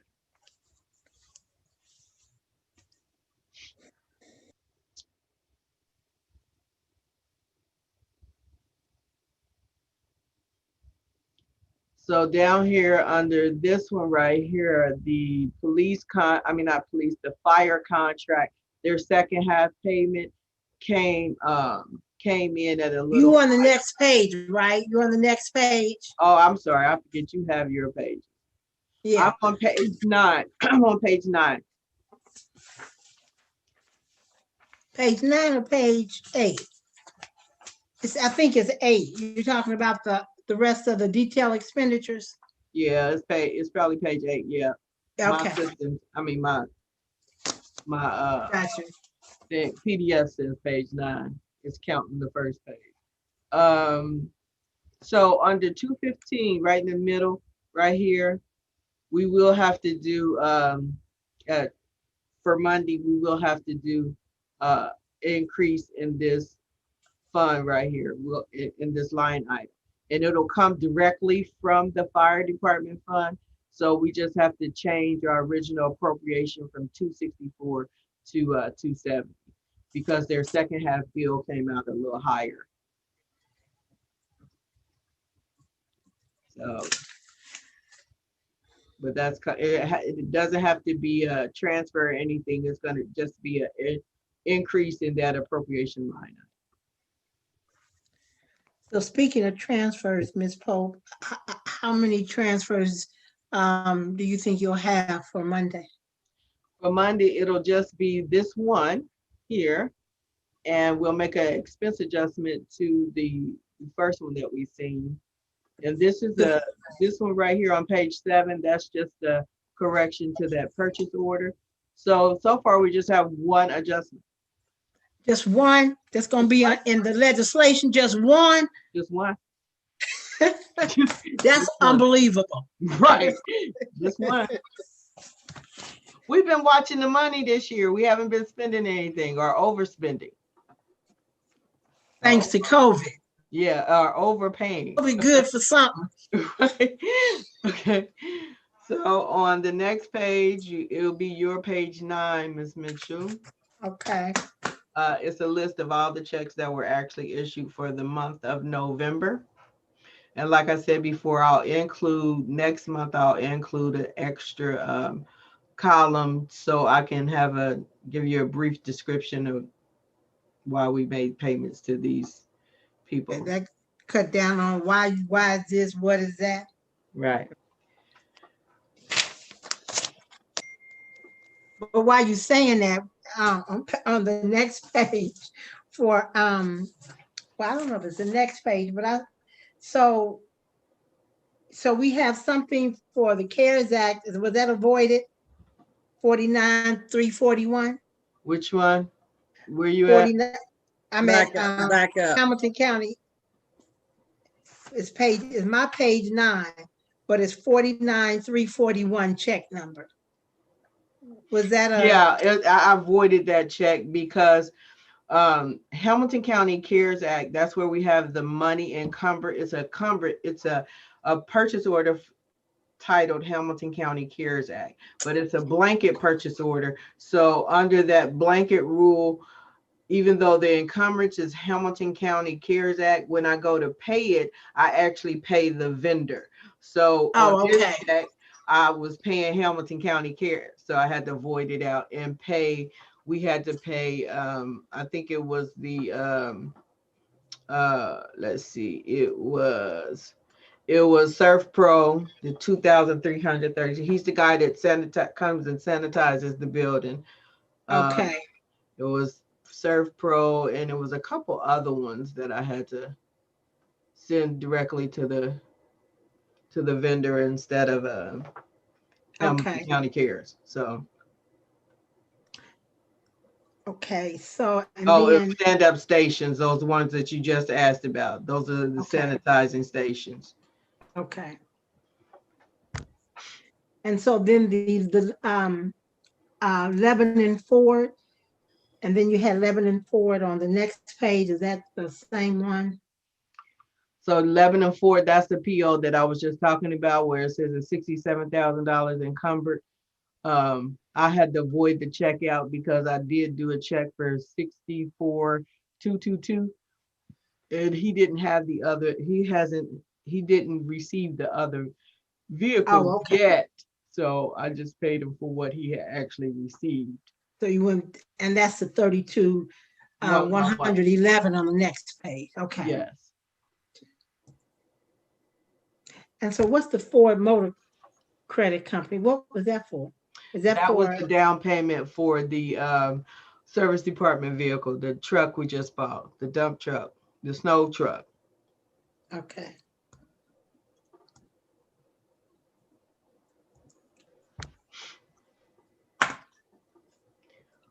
So on your page 11, Ms. Mitchell, that's the tax report for October and November broken down. And it gives you a comparison so you can see the month to date, 2019, and then verse 2019, the cash difference, and also your percentage difference.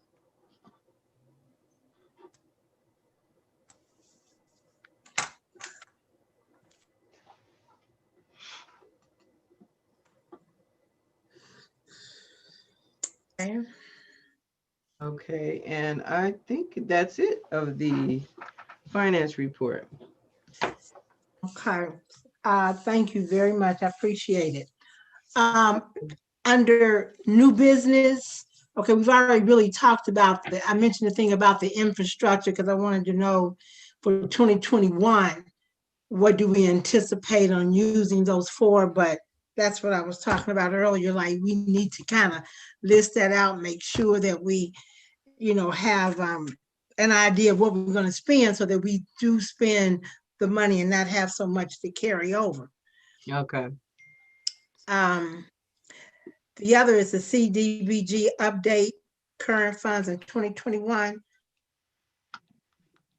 Okay, I can show you guys an email I received today because I thought you were going to talk about when you said CDBG, I was preparing for you to talk about the street light, or did I see that somewhere else? Well, that too, because my concern is we have about $9,000 that we returning to CDBG, some from the, what is it, the Habitat, the Serenity Park, whatever. And then we have about $40,000 in limbo, which includes the light and the mini planning grant. So I'm just, how does that going to impact us when we do the 2021 CDBG, which is what? Is that starting March, We actually April? started in the 2021 CDB money. Application. The Oh, application, we do that, a new application next year, right? Okay, yeah. So I'm just wondering, I'm just concerned that we've given back some money and we ain't spending some of the money. So Well, that is part of that light at Medash and Right. Wayne. The CDB funds that we have open now, if we have them open now, they actually expire in June of 2021. We have Okay, to do before the new one comes. before the new one on certain ones. Now, I don't know about the Y project, and I don't know about the mini planning grant. Ms. Powdrill, I think she's talked to Joy, so she can talk on that. But I sent Stephanie Roberts, our engineer, an email today, and Can you read it? Because we can't see it. Just read it for us. You can. I'm sharing my screen. Baby, now that's so small. Okay. It says I asked her about the street light at Madash and Wayne. She said we're considering an option to just replace the controller cabinet so that it works better with the CBDG funding you have available. But we've done a little research on the signal, and due to the age and existing conditions, the signal heads and power service need to be replaced as well. Here's a summary of the scope/fees we recommend for the project. Project designed to include replacing controller cabinet, new signal heads, new power service, and add 2 radar units for side streets. The project does not include addition of pedestrian signals, which do not exist today. Estimated construction cost is $55,000. Our grant is $20,000. I added that part. That's not what she wrote. Our grant is $20,000 for that street light.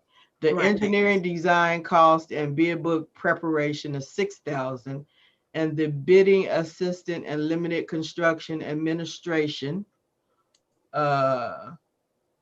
is $3,000. Let me know if you have any questions. Question.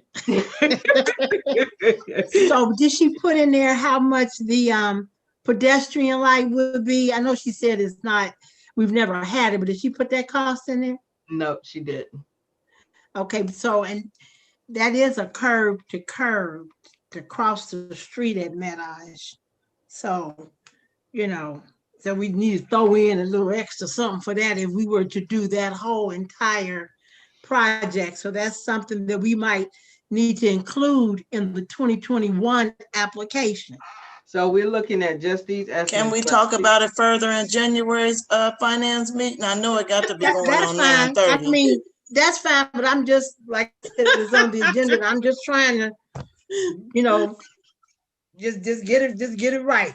That's all. I'm just trying to project it. But okay, so we have until, how much do we have left to spend, Donna, on those projects by June? The street, it is. The amount that we have left in CDBG. Let me see, I'll have to look that up. Okay, well, you can let us know. I'm just saying. Okay. We do not need to really go any further into 2021 and not spend that money that we have had for the last 3 years. Okay. That's all. That's ridiculous. I don't know if we have any residents who may have a public comment. Ms. Powdrell, under other, would you care to say anything? I don't have any comments unless you all have any questions for me. I had a question.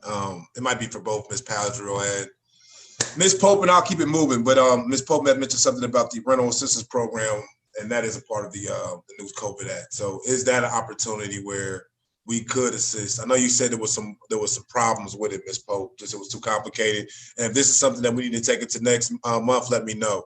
But I'm just curious because when I did look into it, Ms. Jeannie did say we didn't have anything for local governments specifically, but it did have something in there for that rental assistance program, and they're extending it. So, and if we need to take it into another meeting, let me know. I'll take that question. So I would like to, now that we know where we are in terms of the extension of the CARES Act, I was talking to CAA and they really would like to allocate some funding for Lincoln Heights for that program. So I want to circle back with Mark Lawson, who's the CEO, to see what we can do to carve out just a pot of funds specifically for people of Lincoln Heights that are in need. Thank you. We'll follow back up. So Ms. Powder, will they administer that program that they will just say set this pot of money aside, or do they actually give it to us and then we have to administrate it? I think there are a couple of scenarios out there, but I think if there's a way that we could do the intake that would really help them and help the process move along quicker, because people could come into the villages somehow. I know with COVID, so we have to think through what's the best way to do that. So working with CAA, we have to go through that process, or it may mean they want us to add to the pot of having somebody help to administer that, or maybe on a part-time basis. Maybe we say from the hours of 9 to 12, we're accepting applications Monday, Wednesday, and Thursday. I don't know. Okay. And then we can just have people come in, make sure the applications are complete, and ship them over to CAA. But there will be no exchange of, there'll be no transfer of funds to us. That's my, okay. No, ma'am. Funds stay there, they just allocate it in their budget to Lincoln Heights. Correct. Okay. All righty, is there anything else? Or, I'm sorry, or it could be a first come, first served basis going to CAA. Okay, but we just won't have the money. That's all I was just concerned. Okay, thank you. All right, if there is nothing else. Nothing. And make a motion to adjourn the meeting. Second. I just want to say thank everybody for the no real talk, no. No, he tripping. Second. What? Good night, everybody. No, Miss Laverne, don't pay him any attention for the record. Merry Christmas. Merry Christmas. I didn't want to say Merry Christmas, everybody. Yes, happy holidays. Merry Goodbye. Christmas. Merry Christmas. Bye-bye.